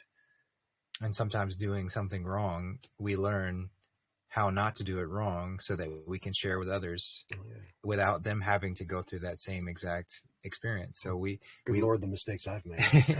We learn through our trial and error to give that offering. So people often, and I know from a human design perspective, this would be the role model. So if you have that number in your profile, the role model are ones who often go through very challenging life experiences, very difficult times that they estimate that it's roughly the first 50 years of their life. They're going through extremely challenging situations. And of course, we could look at that from a victim perspective of like, why would the divine create a system where somebody has to go through challenging experiences? Is that just to punish them? Is it just for the fun of it? Or you look at that, as the name implies, as the role model. What a gift that provides those individuals to have those experiences so that they can then share to others, so that others don't have to go through those same trials. And that one instance of somebody, it's a sacrificing themselves to go through those experiences directly, then imbues them with that power so that they can alleviate that discomfort for countless, depending on how far the message can be reached, whether that's one person or thousands or millions, it doesn't matter, but that's what gives that influence and gives that ability. So we have to look at these things from a big picture perspective, not be so isolated to a one lifetime experience or one moment experience. This is the divine working in tandem with every layer of consciousness all together at once. Right. But we have to choose. So that absolute being, that is the absolute source of everything. Okay. Because he's an absolute being, he is both good and bad. He loves us and he hates us. He's predatory and he's compassionate. He's everything that could be said, and he's nothing at all. So that absolute being is actually trying to help you, but he's also actually trying to hurt you. So how do we access the help and not the hurt? How do we access the blessing and not the malediction? How do we choose? So the key is faith. So that absolute being is divided between love and fear, wisdom and foolishness, power and a lack of self-control, and then justice and injustice. So how do we choose which nature of that being do we want to experience? Well, the key is faith, because the faith leads to tranquility. The tranquility leads to clarity. The clarity leads to gratitude. The gratitude leads to alignment. What is it that you're aligning with? Prosperity rather than poverty. And then the prosperity, once you achieve that state, now you're in heaven, right? And you're part of the symbiotic angels and not the predatory parasitic demons. That's the way to choose between the two. But they're both nearly equally valid. Heaven and hell are both valid, and you can choose to manifest one or the other into your life. So we were talking about this person that is continuously experiencing this near-death experience. So you have to ask yourself, is this something that I want to continue? Is this something that is a positive in my life, or is it a negative? Or what has it been? You have to define and choose what it is. And if it's so this person didn't say whether they want to continue this experience or not. Like, if they don't want to continue this experience, if they keep having these near-death experiences, and this has been a bad thing for them, and they're asking what the heck is going on. Why is this happening to me? Because somewhere out there, there's an individual that has had multiple near-death experiences, and all of them they didn't want. Okay, well, at that point, you have to start exercising faith. At that point, you have to start exercising self-control. And then you can stop manifesting this negative experience into your life. Or maybe you've enjoyed all of your near-death experiences. I don't know. You didn't say.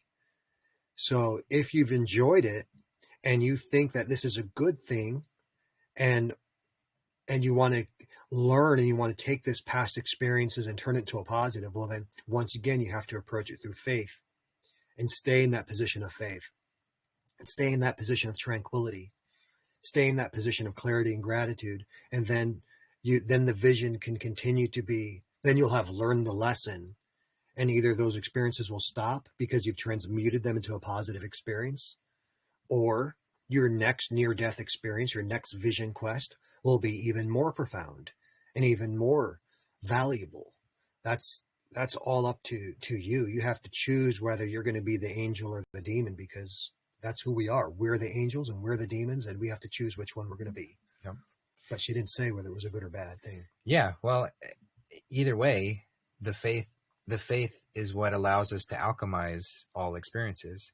So even if we're viewing it as a negative experience, then that in and of itself, having an unpleasant or uncomfortable experience, is an invitation from the divine to give us an opportunity to alchemize, to be able to transmute that experience into something where I can bring in that inherent goodness that is foundational to all. Because you mentioned all of the aspects of the creator and how it's both good and bad.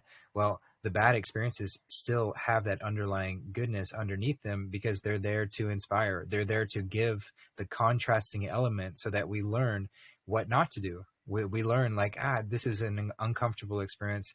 I don't really want this, but I wouldn't have that true awareness. I wouldn't have that true experience. I wouldn't have that within the whole totality of the experience without feeling it directly. We wouldn't know that it's not right to do these things if we didn't experience the repercussions of these things actually occurring.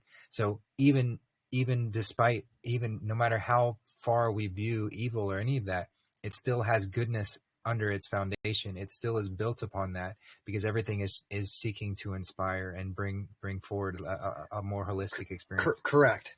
So there is an absolute good. However, there is not an absolute evil. And there is, in the vision and in the construct of love that we exist in, there is the vision of absolute goodness. That's the Christic entity. And then there is the appearance of absolute evil, and that's the anti-Christic entity. And while it appears to be absolutely evil, it's just the appearance. It isn't real. Yeah, beautifully said.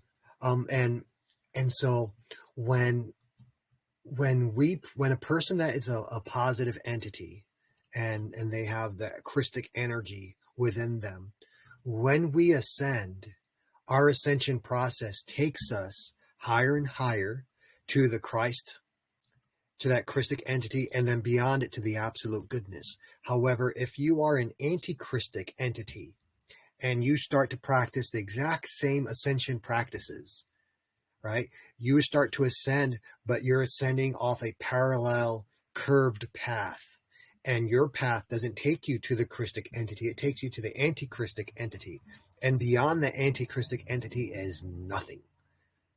So that path does not lead to absolute goodness or even an absolute evil. It's a dead end. That whole anti-vision is an empty path that leads off into oblivion. But reality had to be made this way. It's the only way to create a stable structure. If there was no anti-vision, if there was no hell, if there was no anti-Christic entities, then what would happen is that it'd be like a house with no septic, or a house that doesn't have no sewer system. So toxins and undesired situations would get trapped in heaven, and there'd be no place for them to go. But because there is an anti-Christic path, because there is a hell, all of this undesired attributes and undesired combination of ideas have a place to go. We're just not supposed to live there. We're just not supposed to focus on it. We're not supposed to give our attention to it. What has happened is that a bunch of people have migrated and decided to live in the sewer system and in the septic tanks. And now that's a bad condition. So all of the normies that live there, we need to normalize the normies and bring them across the chasm, bring them back to heaven. Stop living in hell. There's plenty of space here in heaven. In heaven, there's plenty of prosperity to go around. There's infinite wealth here in heaven. No one has to go without.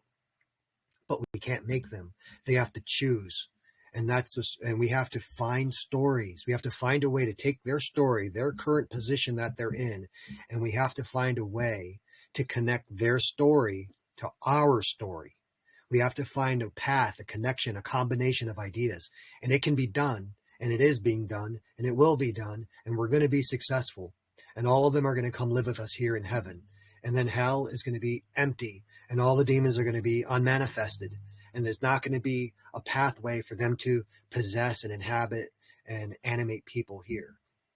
And that's the war that we're fighting, and then we'll have to remain eternally vigilant to make sure that that combination lock to the door to hell, that combination of ideas, that those ideas are never put together again.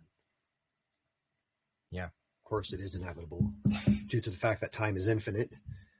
So sooner or later, some dumbass is going to open that door, and then we get to have this great fun experience again and find the joy and the pleasure of rediscovering who we really are again, because, well, that's a whole nother show. Let's not do that. Yeah.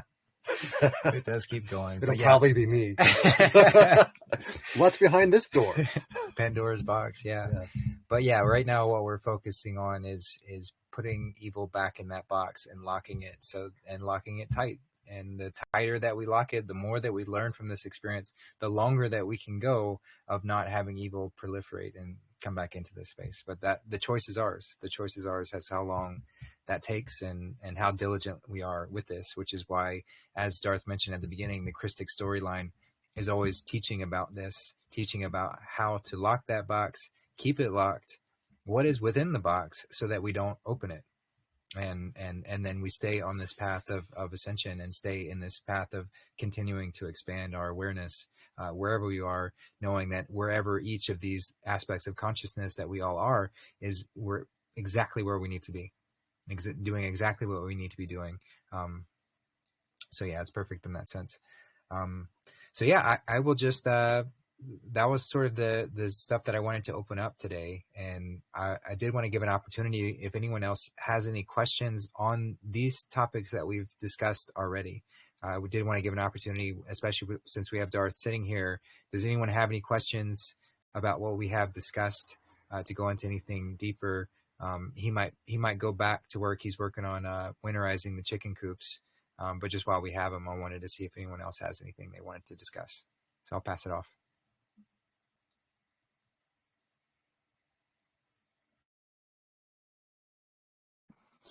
Hey, it's Lila. I just wanted to say it was really a pleasure to listen to that conversation and hear it deeply. I'm really grateful for this space and for you two to come in and talk about these things and for those questions from Beth.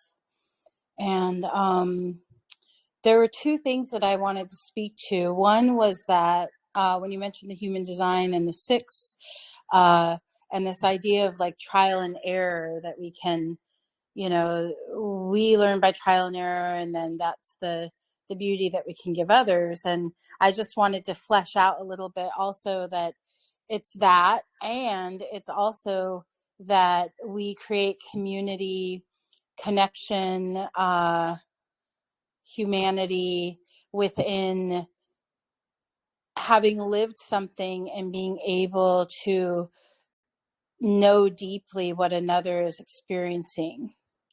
And so sometimes there are going to be other types that do not learn. They have to, they're programmed into their own trial and error that they still have, that still has to play out. But the connection, especially of a six, the role model, is that they really sometimes can help teach. And then sometimes it's just holding the space and connecting with the other as they're going through what they're going through and knowing it so deeply. So for instance, somebody who has been addicted to drugs and gone through what it means to live a life that triumphs over that addiction is going to be able to understand it more deeply when another is going through that, especially when they're in those really challenging places where satanic thoughts that might choose separation, etc., would come out and say, for instance, well, you don't know what I'm going through, right? So this beauty of all of us, but certainly within the human design perspective, specifically a 6, but really all of us to also use that teaching and learning experience to just be with each other. And I just wanted to comment on that, how powerful that is. There's nothing like just sitting with somebody and really feeling accepted and heard. Really, I kind of think that's like the basis of everything that each of us needs. I would call that love.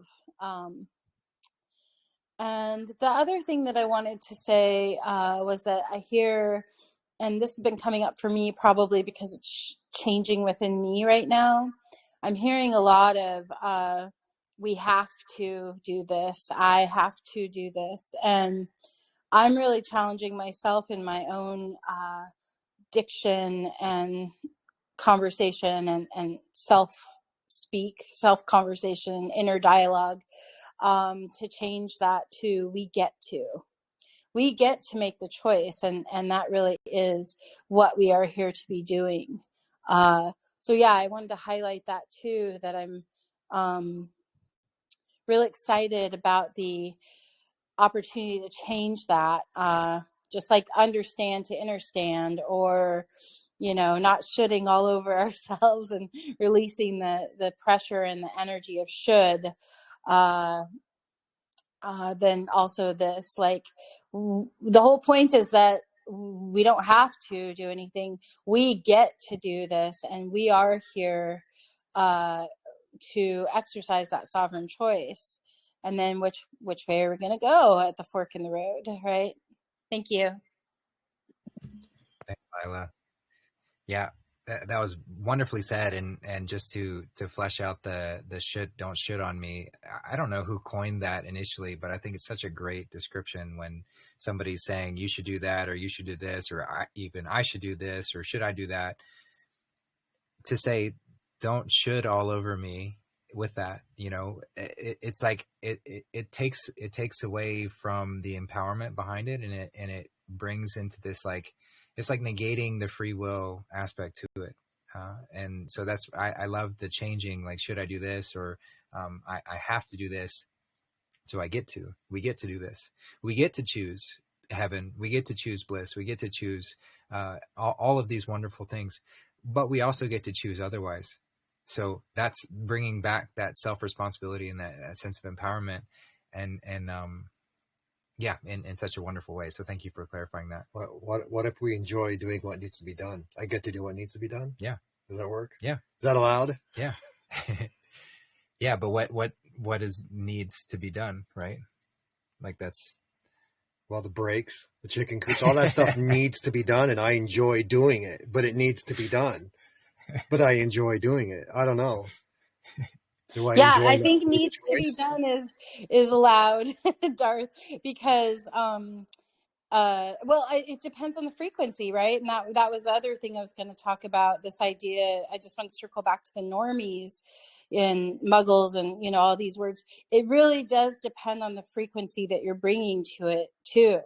I have heard somebody say normie very disdainfully. I have heard someone be completely in their ego when they're using those terms. And I've also heard somebody use those terms, and it's almost like a teddy bear hugging them. And so, yeah, the energy also around it, the need, it really does depend. And I think it depends also on if we're speaking to ourselves or others, but sometimes it's both, right? It's like, and I was going to say about the should too. It's like if you're looking into the past, especially about something, I should have done that, right? It's, yeah, it's negating. It brings a certain quality of energy to the situation that can create a sense of powerlessness, and that's the real light that we want to shine on this. Are you feeling empowered or are you not? Right. So yeah, need, I think, could go both ways, really. But when I say to somebody else, you need to do something, then it's getting into an interesting conversation around, am I going to make a request or am I making a demand? Right. So I feel like internally, when, and it's cool to talk about this because it's such a nuanced thing, but especially from human design perspective, there's people who have the root motor defined, meaning they're moving their own energy there. And that creates an internal pressurization up through the chart. And that means for themselves. And it also means for the people that are around them. So those are the real go-getters. Those are the people that are like, let's make this happen. Come on, we're going to go clean out the garage or whatever it is, right? That is really oftentimes true for a person's human design, God's design that they came in with. That's a different energy than you need to go do this because you haven't gotten to it. Let's just say, for example, right? And as somebody who has the root motor defined, that's, a continuous lesson that I'm learning, which is how to be honest and true with my energy that does have that internal pressurization and can be a gift to others, but then also isn't demanding anything of anybody, and is really, and this is nonviolent communication now, is really making a request. My request is that this be completed. And if I live with you for 20 years and for 20 years I'm having to say this over and over and over again, then that might not be the most compatible situation, right? But if I demand something, then I'm moving into the realm where I am playing into a control drama, where I'm being aggressive, where I'm being somebody who cannot really allow that person to have their own experience. Now, what I do with that, I choose, right? Okay, do I want to live with somebody for 20 years and have to make the request for 20 years? Maybe not. Maybe that's ultimately going to be too frustrating. Other people might decide differently. So it's an interesting thing to think about. And yeah, I think that if it's your own internal, like, I need to do that. I need to get up and move my body. I need to get up and provide self-care for this temple, or I need to get up and build the chicken coop or whatever it is, then that's very different than you need to do this coming from this authoritarian external pressurization. Thank you. Yeah. Are you placing authoritarianism in the category of an absolute bad? In what way is authoritarianism good? Well, I'm sorry, you cut out at one part. Am I placing authoritarianism in the category of bad? In the category of an absolute bad. Is Yeah, there any no. condition or state in which Yeah, the no, I don't authoritism place it in a place of absolute bad, but I think as we're moving out of duality and we're moving into a place of sovereign knowingness, then the more that some external energy tells you what to do, the more that that's not going to align. That's not going to be in a place of alignment, because it's us knowing internally what we're going to do. It's not being told by our father or our leader or whatever, but we're in process, right? It's kind of like the meat thing. It's like, or, we're moving from this place of that we were brainwashed into living in this reality where we are eating that. And then as our body is making the transformation over to a space where we are actually able to live off fruit and able, we're not dependent on that life force from an animal or an animal product, then we move into that place where we're creating our own B vitamins and our internal mechanization of balancing our whatever it is within our body is happening. And I kind of feel like that's what's happening with authoritarianism right now. I feel like we're moving from this place where we were so controlled and so told what to do, and there's sort of this pendulum effect, and I believe it's pretty healthy, but where it's like moving out and saying, I've got to be in this place of making my own mistakes, finding out what that means, learning by trial and error, not looking for anybody else to guide me in this way, but having my own sense of guidance. And then that slowly we internalize that, we embody that, and then we come to a place of balance, because it really is all one, right? So what kind, loving, powerful energy that is God, that is right, that will ultimately, ideally, be something that is mirrored by our own unique identities that are just pieces, fragments of God. Does that make sense? It does. It does. I'm going to place a caveat on your position. So there is direct, visible authoritarianism, okay, but then there's the type of authoritarianism in which it is concealed. So, I understand the position that you're taking, and it would certainly be valid in your case, because you're a very aware position. However, there is a class of individuals that have almost no awareness whatsoever. And if these people are not protected, any person could come up with a storyline, a narrative, and lead these people right off a cliff. And they'll do it. In fact, we've seen that where millions and millions of women have murdered millions and millions of their own babies and then suffered the emotional trauma of that. And no one held a gun to their head.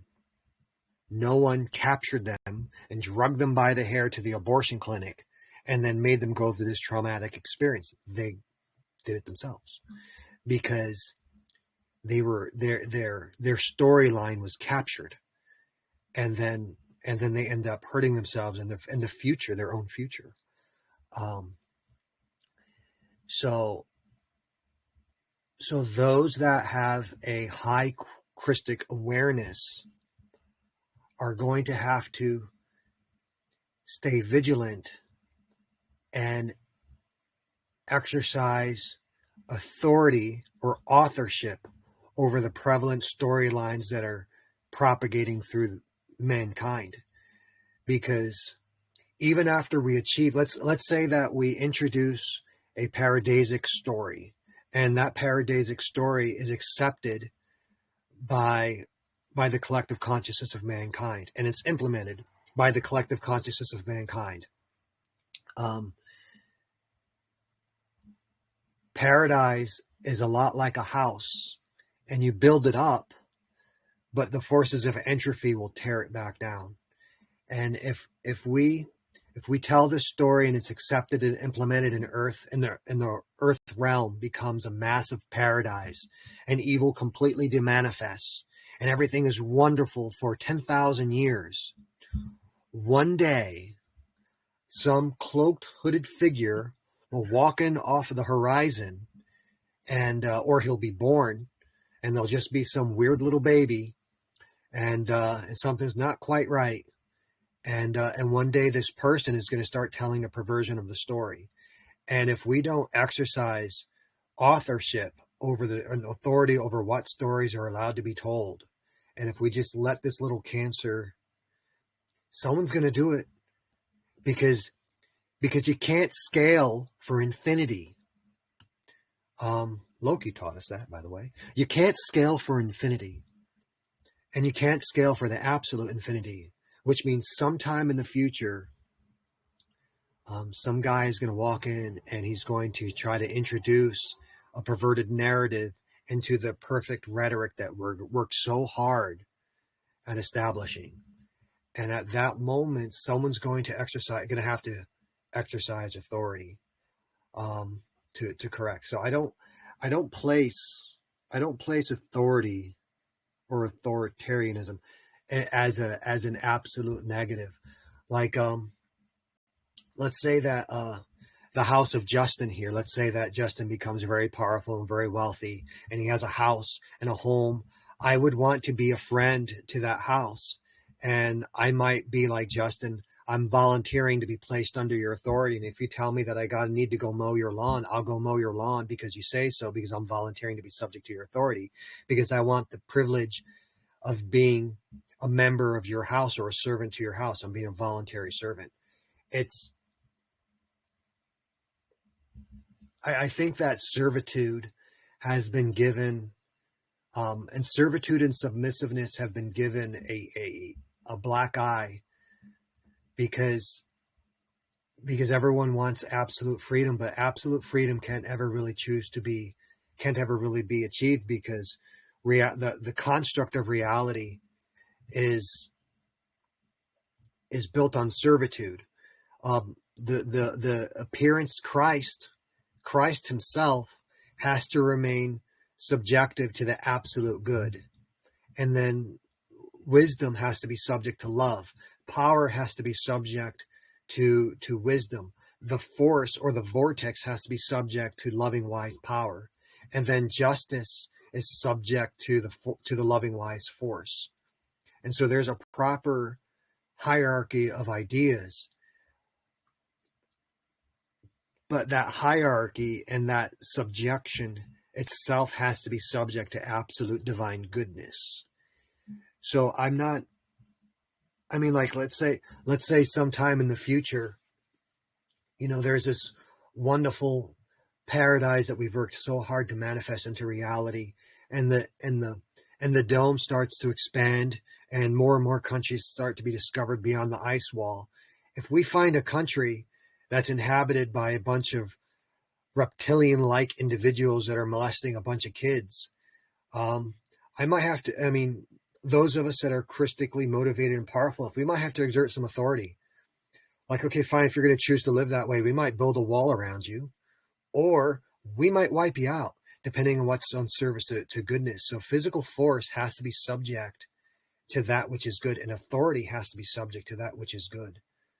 And even the ideas, even unpleasant masculine ideas like vengeance has to be subject to that which is good, not subject to the ego. We've had too much of that. Vengeance cannot serve the ego, but it has to be vengeance, and the absence of vengeance have to be brought into subject to Christ and that which is absolutely divinely good. It's unpleasant to think that the possibility of evil might manifest again, but given the scale of absolute infinite time, it's inevitable that someone's going to try that combination lock, and somebody's going to achieve it, and we're going to find it somewhere. But I hope it's a good, long time, because I've had enough of it personally. Yeah, agreed. Yeah, it's a great topic, and one thing that kind of came up in regards to this authority, one thing that popped in was comparing it to the traditional parenting relationship. And then we take this from a divine perspective. We've got the divine father, the divine masculine influence, and the divine mother. the divine feminine influence. So what does that look like? The divine mother, she is responsible for that compassion. She is responsible for that that caring, that cultivation. That's on the divine side. On the inverted side, what does the mother turn into? She turns into that smothering, the smothering energy that they often use the term the spider's web, wrapping that web around to enclose, encapsulate. This is the helicopter parent who doesn't allow their child to experience or to see anything, so smothered, so isolated, or I'm drawing a blank on the word, but just unable to experience the world to its fullest extent. So that's what that side, the motherly influence, can do, which would be an authoritarian position to take and to withhold the experience of that child to learn and to grow, to take that, the true learning experience that they might experience, which in some cases this might be appropriate, and in others this is debilitating.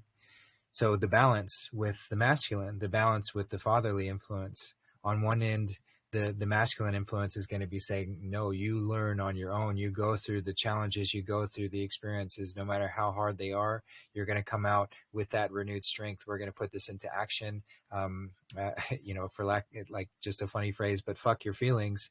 We're going towards this logic and reason approach, and we're moving into that, which in some occasions, this is what's necessary. On some occasions, this is what's absolutely appropriate in certain instances. In others, this is extremely debilitating to put someone out, to remove that care and compassion, to remove that emotional influence, and to negate that side of ourselves. To push someone out into these experiences can be deadly. It can lead to all sorts of horrific experiences done in that way. So, as with everything, as how Christ and all these ascended masters taught, the middle path is the way. And we have to position ourselves in the middle and then allow the divine to lead us through whichever energy is appropriate in whatever moment. So in some instances, that motherly energy of caring and having that perhaps an authoritarian position of saying, you're not ready to face these demons yet. You're not ready to face these trials yet. It's not time for that. And so that's why the parenting model is helpful as well, because the parents change as the child progresses. As the child grows in their awareness, then the trials look different. So at a certain age, it's incredibly appropriate to withhold the ability for that child to grab hold of something or to walk outside alone. It's incredibly appropriate to make those decisions and have that authoritarian role and say, no, you're not going outside right now because I can't watch you. And there's danger out there.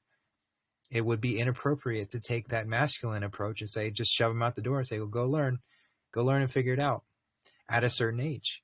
However, as that child grows, as that child is growing in awareness, then the approach of not allowing the child to go outside all of a sudden becomes a debilitating experience. And it becomes something that takes away from that child's growth. It retards them. It stunts them. So just in that same sense, as we are stepping into a deeper sense of awareness, and as those who are stepping into these roles as the parental figures, the white hats are playing this role. All of us who have this higher sense of awareness, we're stepping into a parental loving role. We can offer that same guidance. We can offer in some moments that care and cultivation and protecting the ones who are not less than aware, the children, from these experiences that will lead them to harm. It's very appropriate. But in the same sense, we cannot smother them with this authority, because if they are not able to learn on their own, to not have any challenges to come their way, then they will be stunted and they will be retarded. So it's just in that same sort of sense, having that balance every step of the way, and it will be a continually evolving, changing experience as we learn and as we grow. But this is the balance that we find in every moment. The other thing too is it's kind of hardwired into the construct. Like most of us can't write music. Most people don't know how to write a song from scratch and produce the music. Most of us have the ability to repeat a song that we've heard enough times, but most of us can't really write it from scratch. And so if the songwriters don't practice authorship, then there'll be no music. But reality is much better with music, and reality is much better with written stories. and repeated stories. I mean, could you imagine a reality with no fiction, where there can only be, there can only be these beautiful stories because someone exercised authorship, which is the same thing as authority, because the stories exert force and change the entire course of the world. I mean, just think about the story of Jesus Christ. If somebody didn't put that pen to paper and write the story of Jesus Christ, then there'd be no Christianity today, which is, an idea that terrifies the cabal. They can't stand Christianity. So, because they can't stand Christ-like individuals. So, but the one danger of authorship, this process of writing a story where you're actually thinking for yourself and you're connecting to the divine essence, it's an incredibly dangerous process. It's like lighting fires. Authority is exactly like a fire. And if you create a fire that's bigger than you and bigger than your ability to put out, you can burn down the whole countryside and people can die. So authority should be much like a fire, and it should always be small enough to put out. And authority should always, always, always be subject to the family unit. It should never be put above the family. And in fact, it can't be. So there's two families in the construct. There's the Christic family, and then there's the anti-Christic family. And all forms of government are subject to these two families.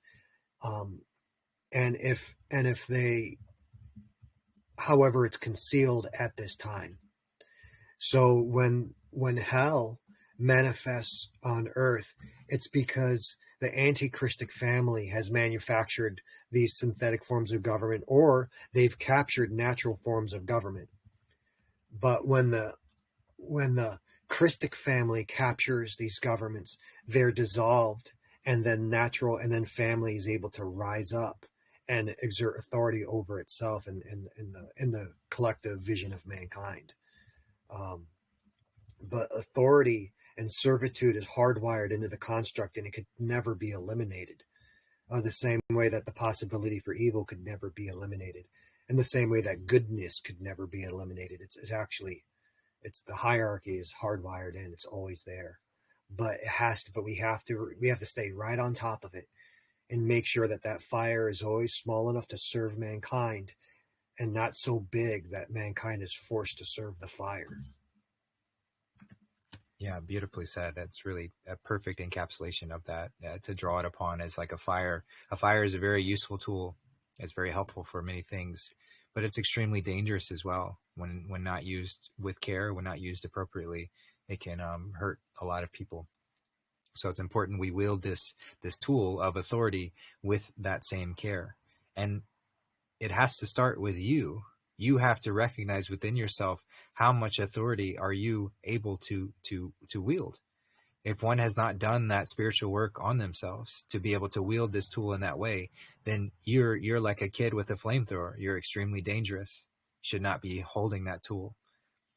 But when we have that sense of aptitude within ourselves, then we can wield this tool in order to help refine and to be that steward and that caretaker of this earth and help those who might not see as clearly. And then people, especially men. So the masculine force flows from the individual. The feminine force flows through the collective. But as a man acquires more self-control, and as a man acquires more authority over himself, other men are drawn toward that competency, and then they'll voluntarily subject themselves to his authority. And then that man can recreate the entire matrix according to his image. That's exactly what happened with Christ.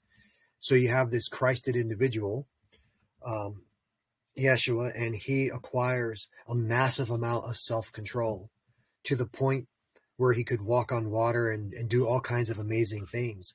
And because of his massive self-control, and because of his goodness, because goodness is associated with self-control. You can't have self-control without goodness. So because of massive good self-control, then eventually the entire world subjected itself to his authority, and it destroyed the Roman Empire. And then on the same token, if someone who's in a position of authority doesn't have that self-control. He'll lose control of the organization, and then the organization will self-destruct, basically, or allow itself to be destroyed by an external force. But with women, authority is a completely different process. So the masculine force flows from highest concentration to least, but the feminine force flows from the lowest concentration to the greatest. And so the feminine force is the collective authority, but the masculine force is a singular authority. But perfection is achieved by the unifying of the two and the balancing of the two. So not too much authority and not too little. Yeah. Beautifully said. Thank you for that. I see that Peggy, you had your hand raised. Did you have a question or something to share on the topic? Yes, I did. Thank you for such a profound, engaging conversation. Going back to the beginning, there was Darth had talked about a lot, and I'm just at a point where I can relate to what he spoke of with the situation that I am currently going through, and I think many others will be going through the situation, kind of like a lifestyle challenge, meaning that the challenge of the traditional Christmas and coming to the point where we're going to, I personally believe that I need to pull away from the engagement of being so that I could stand in my truth of knowing and that we're supposed to be getting rid of or not celebrating the traditional, I'm just going to say, indoctrinated religious Christmas. And if we can just, I don't know if we have time or maybe another, it could be a whole nother podcast of discussing this in further detail and just the challenges that everyone's challenges are different in this area with breaking away from something that we know in our collective community that that is not the true, it's not the true source of our nature to be exposing ourselves to such an indoctrinated traditional celebration and moving towards, especially with now that we've all seen Christ-spiracy together and hoping that that could be a tool that we could use to help broaden the senses of our immediate family. So very, very heavy-hearted at the current moment. I just had like a gut punch, and because I'm actually really going through this right now with my current family, and this conversation I will definitely address again. And I'm just sat back and just listening to your words and just full of gratitude for the amazing gnosis and the timing and how the timing affected as it always has, or not always, but it has in the past. So I'm just very thankful and just have a lot of gratitude for the two of you. So namaste. Thank you, Peggy. Yeah, appreciate that, and appreciate the question too. And it's certainly something I'll touch on now. But if you have continued as we approach, you mentioned Christmas, as we approach that time where most people are going to be celebrating that, and you have more to touch on, or if anyone else does in that area, this is always a space where we can go into that. So just in general. And that's why it's important not to go into the should do this and should do that, because we're all going to be called to different things in different ways at different times with different people. And so just getting clear on where that calling is and what is leading me in that moment. Is this my ego trying to say that I need to be right, and so I need to prove to these people that they're wrong, and I need to take this stance in order to say that I'm right and you're wrong, and that's that? or am I called to be that sort of inspiration to invite them to have another alternative approach and a viewpoint that they might not have otherwise experienced if I did not take this hard stance. So, you can look at that in all sorts of ways, and that's why it's just important to get clear on where God is leading you and all of us in each and every moment, because I can see some very beautiful opportunities during these times to have, if we are participating, or at least in part participating with the general festivities of what's going on, then we have more of a space to connect with and actually commune with other souls and have these conversations in that way. So sometimes that's might be what we're called to, to engage with it, so that we have that opportunity to step into it in that way. And other times, like I said, it may be that we're called to step away from it all to give an opportunity for them to consider something completely different. So that's certainly it. What I would say, just in a nutshell.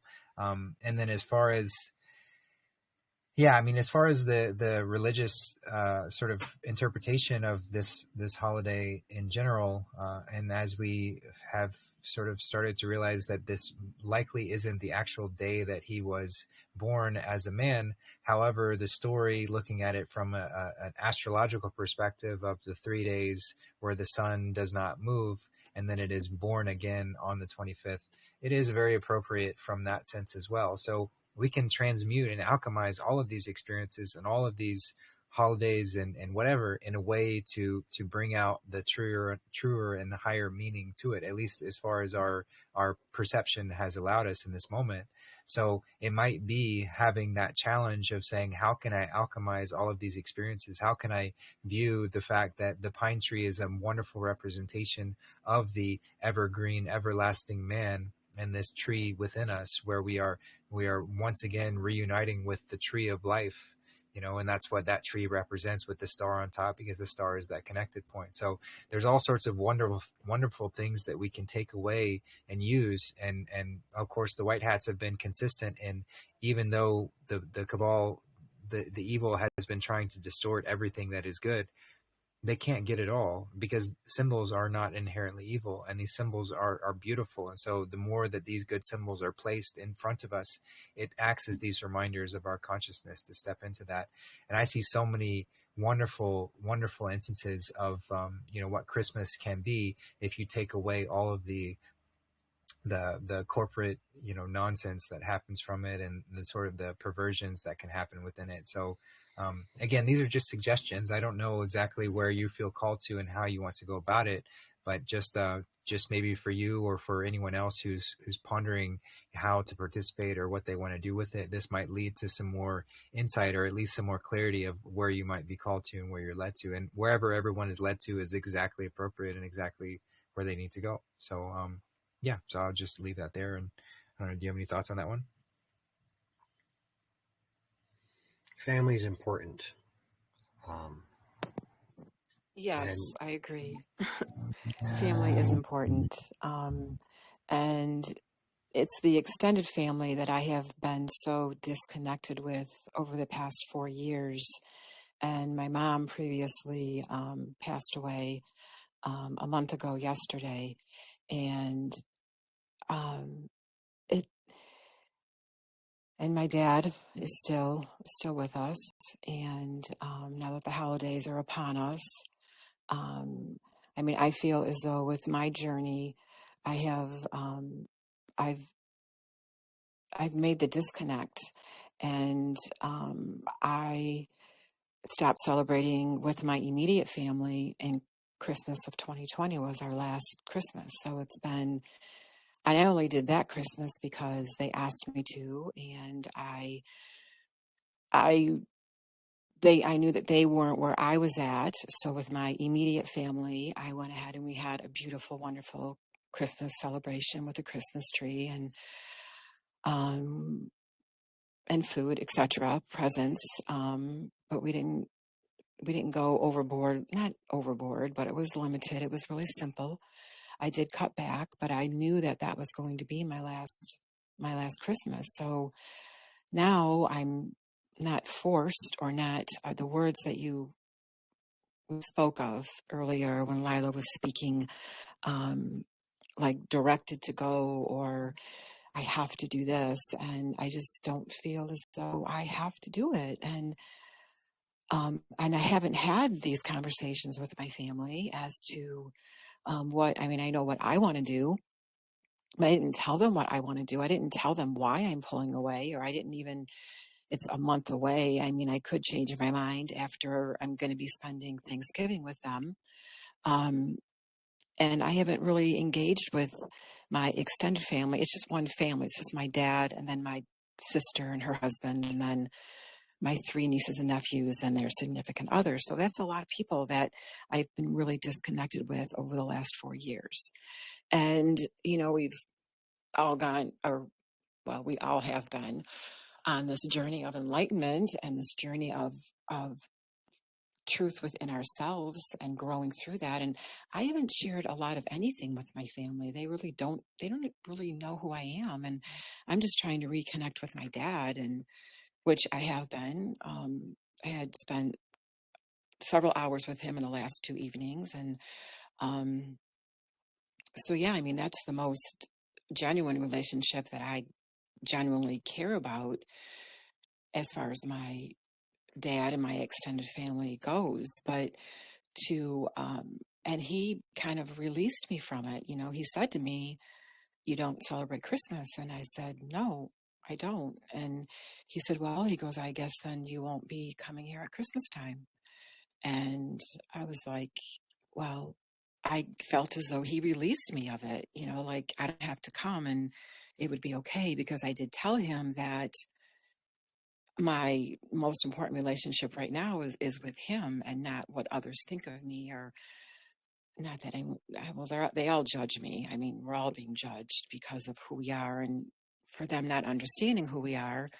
And I've been very introverted, I guess. Not that I'm an introverted person, but I've just kept all of this introversion inside of me, and I haven't really been able to share anything with anybody, not even Christspiracy, because they've been extremely judgmental of me. And I just feel like like I'm at the fork in the road, you know, like, and I feel like it's what I want to do, but I understand from my daughter's points of view, both of them, that it is time to be the love and light and to shine your light. But I also feel, on the other hand, as we're going back to my mom's house, and they're going to be it's only been 2 months since her passing, and they're going to all be still grieving, and it's just going to be all this mixed energy, and it's just a struggle. I mean, it's a lifestyle challenge, and I feel like lifestyle challenge can be so many different challenges that we're all going to be going through. I went back through some notes, and I actually have new Telegram channel, Lifestyle Challenge. I kind of chuckled about it, and then this conversation and what I'm going through. And I guess God just kind of like always meets us exactly where we're at. And this is just one of those really defined moments for me, to be sharing this genuine space with this collective community that we're so graciously stowed upon to each and every one of us. So thank you so very much from the heart. Yeah, thank you, Peggy. Did you have more you wanted to add there? I understand the struggle between staying true to who you are, to the choice that they put on us between being true or pretending to be what they want us to be. And I've had to make sacrifices, and it wasn't me who cut off my family. They cut me off. And that hurt. And sometimes it still hurts, but there's no loss in the spiritual realm, and anything that is taken or surrendered has to be replaced with its equivalent or better.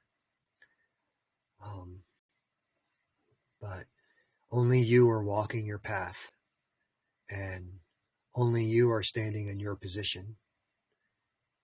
and it's up to you to choose what you're going to want to do. And we're here to listen and support you on your journey toward goodness and your journey toward truth. And I always love to hear your voice, and thank you for speaking up. And I'll send you good wishes and good positive energy. And family is important, and it hurts, but sometimes it's necessary, and only you know. So I'm confident you'll make the right decision. If you even have to choose, maybe you don't have to choose. So we'll see. But it's all going to be okay in the end, because in the end it's okay, and if it's not okay, it's not the end. Absolutely. Yeah, I love that. I love that reminder. This too shall pass. You know, the law of consistent change. Everything is always in motion. Everything is always moving. So if it's not okay now, then it will be.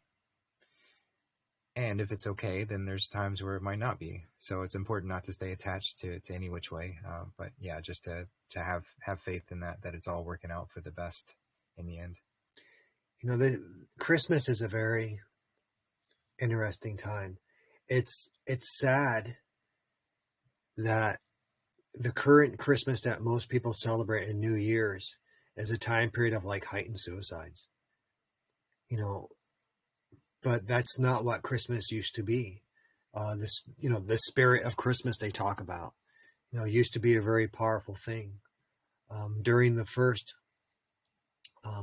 World War, when the Germans were fighting the British, right? Mm-hmm. And during Christmas time, the soldiers actually put down their guns, and they crossed the lines, across no man's land, and they started to sing Christmas carols, and they played soccer. Yep, and played soccer, and yeah, that didn't make the cabal too happy, and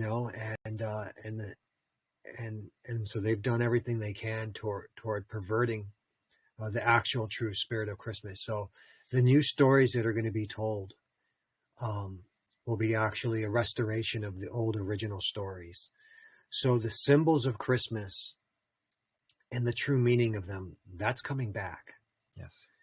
And so if you want to, and if the energy is right for you, this might be an opportunity to bring back the true meaning of Christmas and the true power of Christ and the true power of the eternal Christic spirit within man.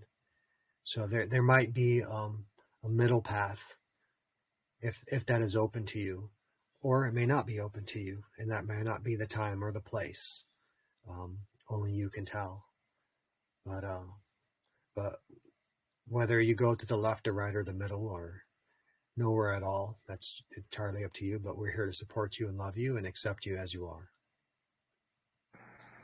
Yeah, I'd like to add to that too, Pearl. This is why I feel like human design is so helpful, because hearing your questions and concerns, it reminded me that it is so different for each of us. And I would really recommend just returning to that and looking a little bit about what it is that you have going on.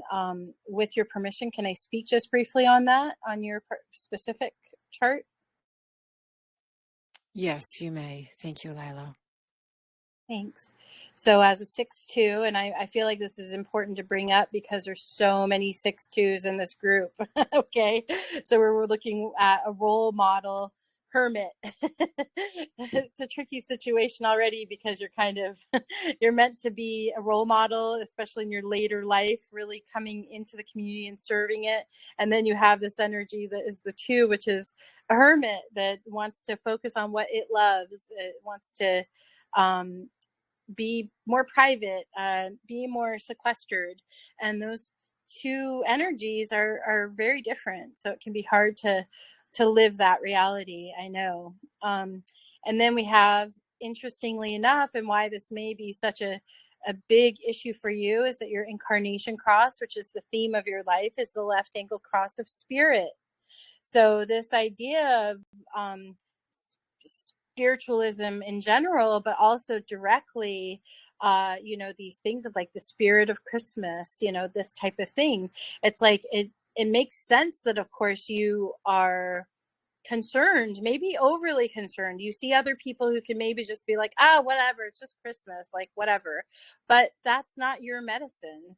Your medicine is to bring dharmic teachings to those around spirit, around what it means to behold and embody spirit.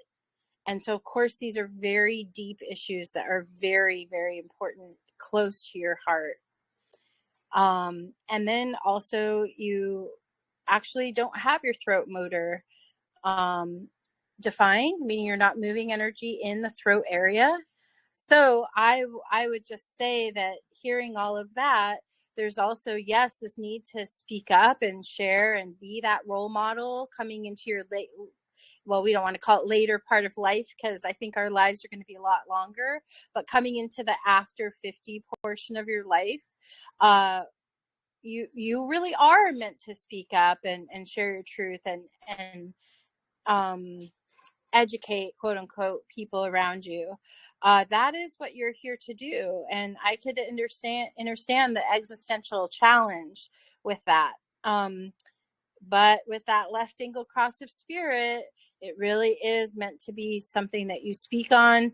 But maybe it's not even that you're speaking from your throat, but that it's really coming from the way that you hold the space as it's coming through both your head and your ajna. So you've got your two top motors are defined. So there's a lot of movement that's coming in there. So just by you being in the space, maybe you're not speaking it, but just by you being it and doing the things that embody spirit to you, whether it's on Christmas or some other day or every day, right? Really, we're meant to be living as Christed beings every day. That is going to be an energy that will speak and can be heard, but it's not really coming through the voice, right? Specifically for you. So those are just some things that I think are important to focus on. And when it starts to feel so messy and convoluted, and this person, how they're doing it, like simple, middle of the road, bring it back to the straight and narrow, which is, it doesn't need to be so tricky. It really can be as simple as, what is your design? What are you here to be doing? And then you focus on that, and that's your anchor. That's what's going to guide you. And then lastly, I'll just say about that, your inner authority, which is very important to be aware of, is emotional. So if you're feeling very emotional, if you're feeling like you're not breathing when you maybe are having conversation with somebody or something has come up, that's the time to sequester yourself and work with those emotions, not the time necessarily to have the conversation or to try to make big changes. You want to wait. You want to give yourself like a 1 to 5 day period where something can come back into a more neutral realm, and then you deal with it. So thanks for hearing that. But I thought it was a perfect little example of a way somebody can pop in 10 minutes and be like, boom, boom, boom. Okay, this is how I'm going to deal with it. This is why it's so important to me. This is why I'm feeling conflicted. And then how do I move forward with this?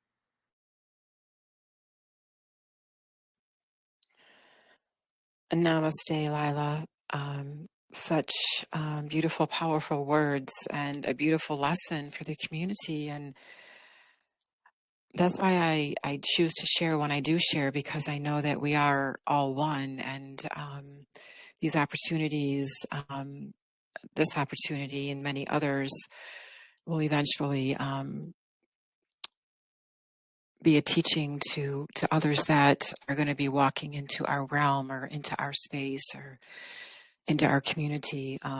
So thank you very much for that. I have decided that, prior to this call that I am going to be engaging in the Thanksgiving celebration. So we'll see where that leads. But wholeheartedly, we'll revisit this this conversation on the record and address my human design chart. So thank you so very much. Yeah, thanks, And Peggy. sorry, I just wanted to speak to this. It's certainly understandable that all of this is coming up right now under this very powerful, very stubborn Taurus full moon that's happening right now, right?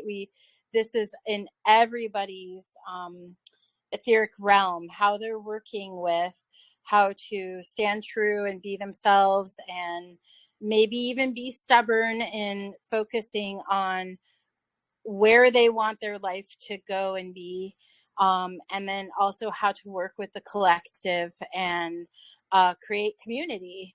It's a challenge, and it's so up right now. So happy full moon to everybody in Taurus here, and then also be gentle with yourself. Taurus is very earthy, so yeah, go take the hot bath, go wrap yourself in a real warm blanket.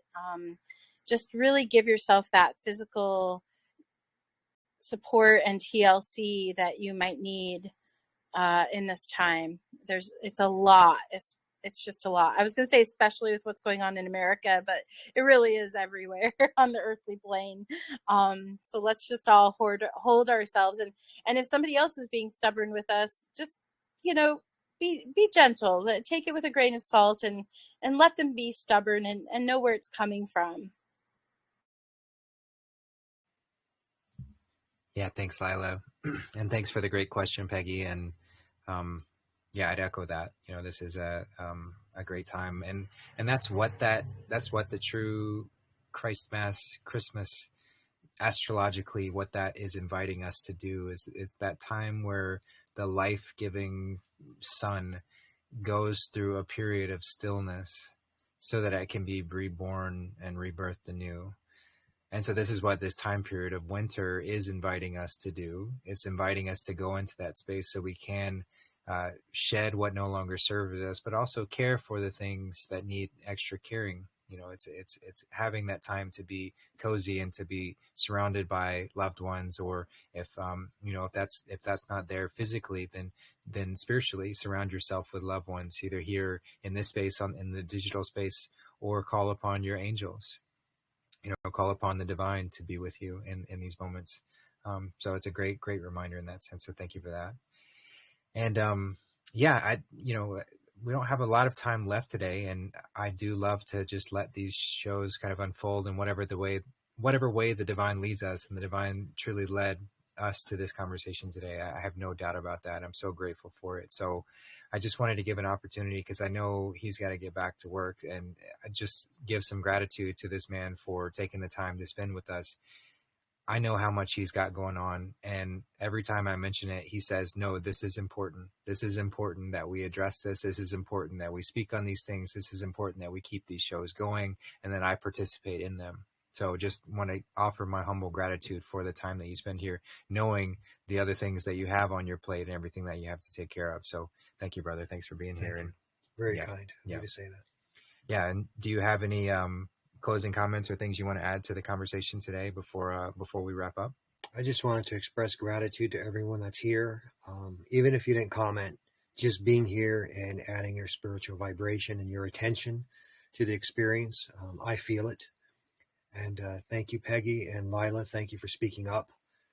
And this is my tribe now, because as I let go of the older stories and the older systems, my family chose to separate from me. So now this is my family now. So everyone here means a lot to me, because maybe one day I'll reunite with my family. But for now, this is where my spiritual connections are, and this is who I expect to stay in my life and in my world as we move forward to this vision that we're all experiencing together. So, so I just want to thank everyone for being here, and let you know how much I love and appreciate everyone that's here. And these chats that we have are what help me to move forward and overcome the challenges that I'm going through, and what encourage me to continue on my own personal path of ascension. So thank you, and I love you all. Yeah, beautifully said. Thank you so much for that, and agreed 100%. I saw that Beth raised your hand. Did you want to add any closing comments today? Thanks again for the questions, and yeah, go ahead.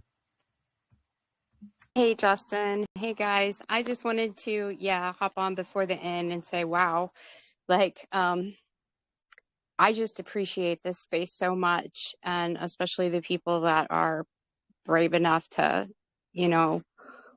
speak up, like you, especially Darth and Justin and Lila, and the people that have the courage to ask these questions, because it's really been a challenge for me to find the right fit for me to get, some community and the place I'm finding myself in my journey.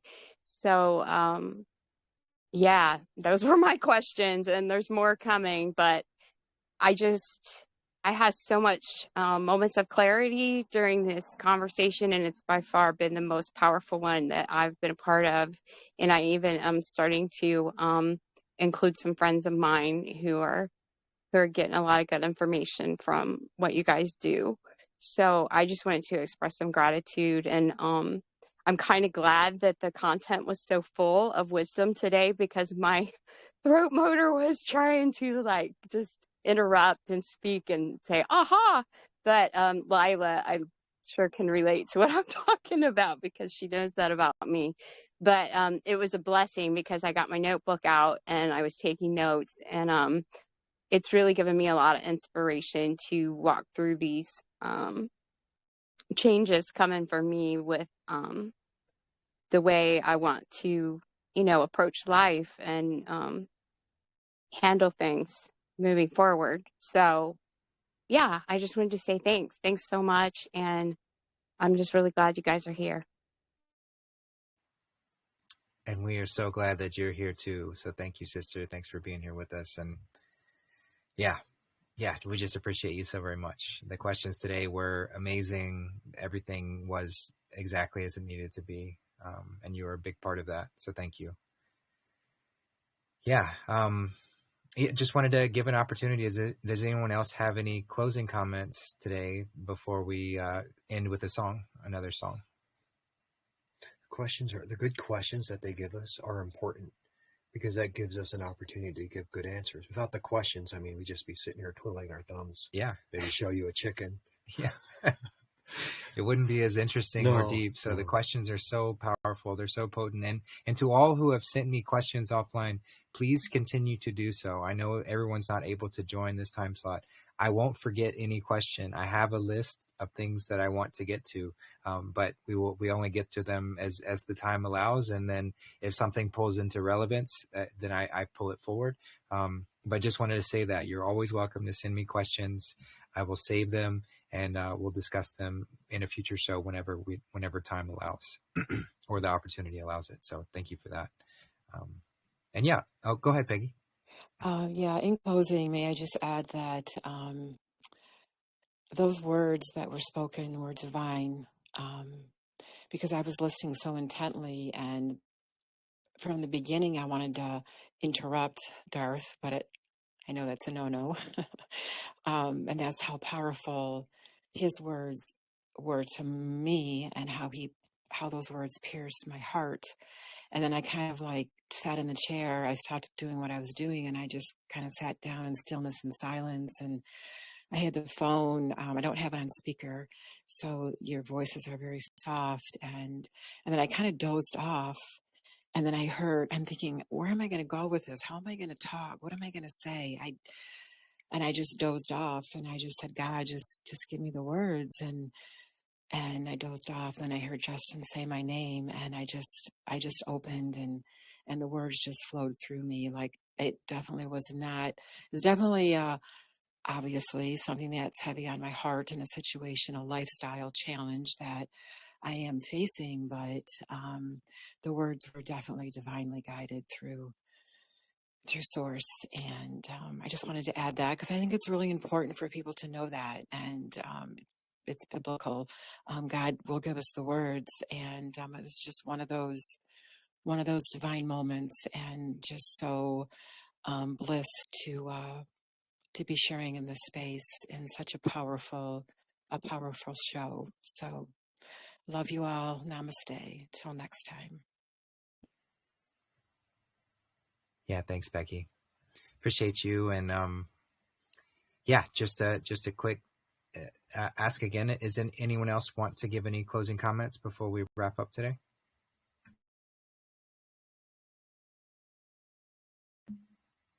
All right. Well, I'll take that as a wonderful sign that we covered all that we needed to. I am going to go, since we have a few extra minutes, I'm going to go through the lyrics of the next song that I'd like to play. Another fitting one from Tash Sultana. So I'm just going to share my screen real quickly and we'll go through that if I can find it. Hold on a second.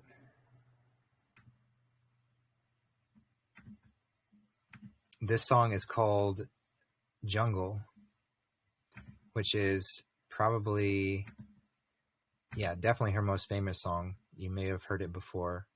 It's very good. It's a very good song. You know, even if you don't look at the lyrics or know anything about it, it's just a very good song. But this song, Jungle, it's kind of reminiscent of Guns N' Roses' Welcome to the Jungle. You know, the jungle is a reference to the Cabal created world, Babylon. So let's just go through the lyrics here. I see the way you move. It's so fluid. Be here by my side. Got nothing to hide. So I think this is referencing, again, that Kundalini energy within, that constant dancing, motion, movement, that feminine force. Know that you're hurting. I see the tears behind those eyes, and I can't wipe them clear. Your love was like gold to me. So maybe talking and discussing the fall from grace and moving away from that perfection, moving away, you know, because this is an invitation, be here by my side, but it's kind of implying that it's stepped away or we've moved away from it. So we fall into the tears and we fall into the hurt. I can't wipe them clear. Your love was like gold to me. So maybe this is a conversation between God and us, or the Christed energy in us. But you hold me closer to the light, wouldn't find the bullet inside unless you magnified. But you throw me into the deep end, expect me to know how to swim. And I put my faith inside my hands because I will be just fine.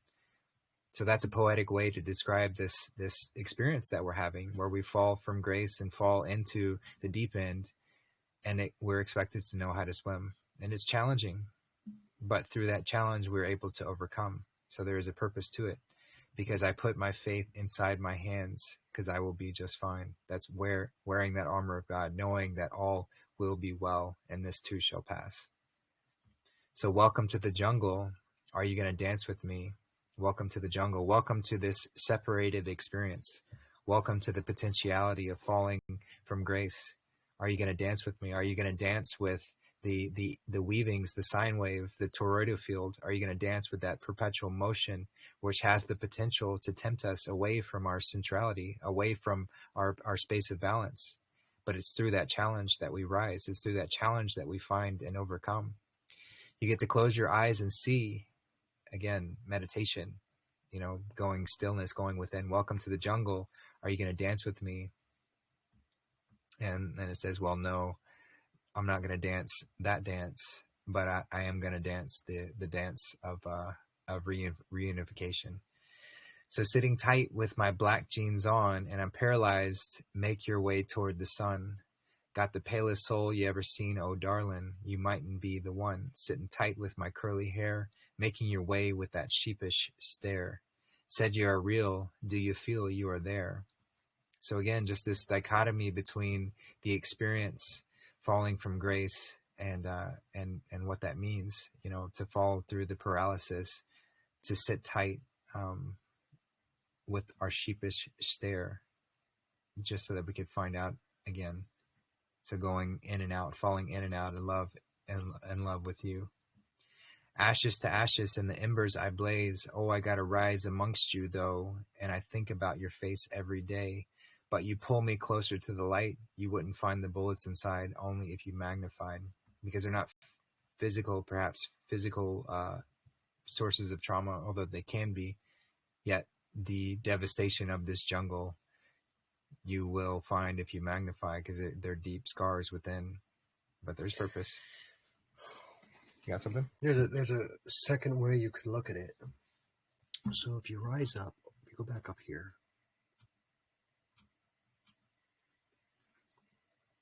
Okay, so we can see the feminine divine force. She's so fluid, and she's right here. And we want that feminine force to be by our side, and we have nothing that we can hide from her. Mm-hmm. Okay, but we've hurt her. She's hurting. Okay, and we can see the tears behind the way that she looks at us, because we're not in union with that divine feminine force. And there's nothing we can do to correct it. Her love was like gold to us. Okay, but she holds us closer to the light, even though we've hurt her. Okay, she still holds us closest to the light. And the only way to find the hurt within us is unless she's magnified. So we have to magnify that feminine force. The magnetic force. Yep. But she throws us into the deep end of reality, and she expects us to know how to swim. So the only way to get through this experience is we have to experience it. Go through it. Okay. And we have to take our faith, and we have to hold it. We have to hold on to it inside of our hands, knowing that we're going to be okay. So even though we're hurt, okay, and even though she's throwing us through this experience, and even though we're forced to swim through it, we're going to be fine. We have to have that faith. So welcome to the jungle. So the law of the jungle is God's law. And anything else that we put on top of it, civilization that we place ad hoc on top of the jungle, doesn't invalidate it. So we have to go through the law of the jungle. We have to go through the experience. And is she going to dance with us? Okay. So we've got to close our eyes, and we have to see, is she going to dance with us? So now there's the contrast between us and her. So we're sitting tight with our black jeans on. So our pretenses, that's why it's black and it's jeans. It's something that we wear. Mm-hmm. We wear the false pretense of the ego. Mm-hmm. However, we're paralyzed before the force of her mighty. She's so powerful, and she's moving toward the sun. She's moving toward the light, and we are paralyzed before her power. And we've got the palest soul you've ever seen. So palest means that we're transitory. We're not really here. We're pale. We're without substance. We're the false ego. And she sees us, and she's the one. And we sit here with our curly hair, which means we're not sticking to the straight and the narrow. We're curling back and forth. Mm-hmm. But she makes that way because she's got that sheepish stare. So she's looking at us. I've got a sheep. I actually know what she looks like. She kind of does look right through us. Like she sees the truth. Mm-hmm. Okay. So said, are you real? Do you feel? Are you there? So this is something that she says. So she's making her way with that sheepish stare. So she's looking at us, and she's saying, you real? Do you feel real? Are you there? So she's asking us, are we really here? Are we genuine? Are we true? Or are we going to sit tight with our black jeans? Are we going to hold to the ego, or are we going to be real by reuniting with her? So ashes to ashes. So that's where we started. That's where the flesh ends.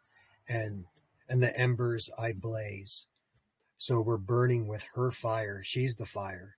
So I got to rise amongst you, though. And I think about your face every day. So we think about her, and she thinks about us. But she pulls us closer toward the light, the rising sun. And she's not going to be able to find the bullets inside us, the hurt to heal us, only if she's magnified. So welcome to the jungle. Are you going to dance with me? That can be her saying it to us, or that can be us saying it to her. Mm-hmm. And we have to choose what jungle we're going to dance in, God's jungle or the Cabal's jungle. So are we going to be real or not? Which jungle? Who's going to dance with who? If we're going to force her to dance with us, then we're going to hurt us. If we bring her to this false reality, this false vision, it's going to hurt her. Or we can magnify her and dance with her in God's jungle, and that will heal us. That's how I see this song. But I love that. I'm just some guy. Yeah, he's just a guy. I love that. I think that's Of course, there can always be many meanings to these songs, and usually a good story has that. But I really enjoy that breakdown. So thank you for providing that, and yeah, just for offering that. So I've never heard this song, so let's see. yeah, you're gonna really love it. So let's just jump into the music. I'm gonna close out after the song's over. Thank you so much, everyone, for being here today. Love you all so very much, and we'll talk to you again next time. Take care. Thank you. It was great today.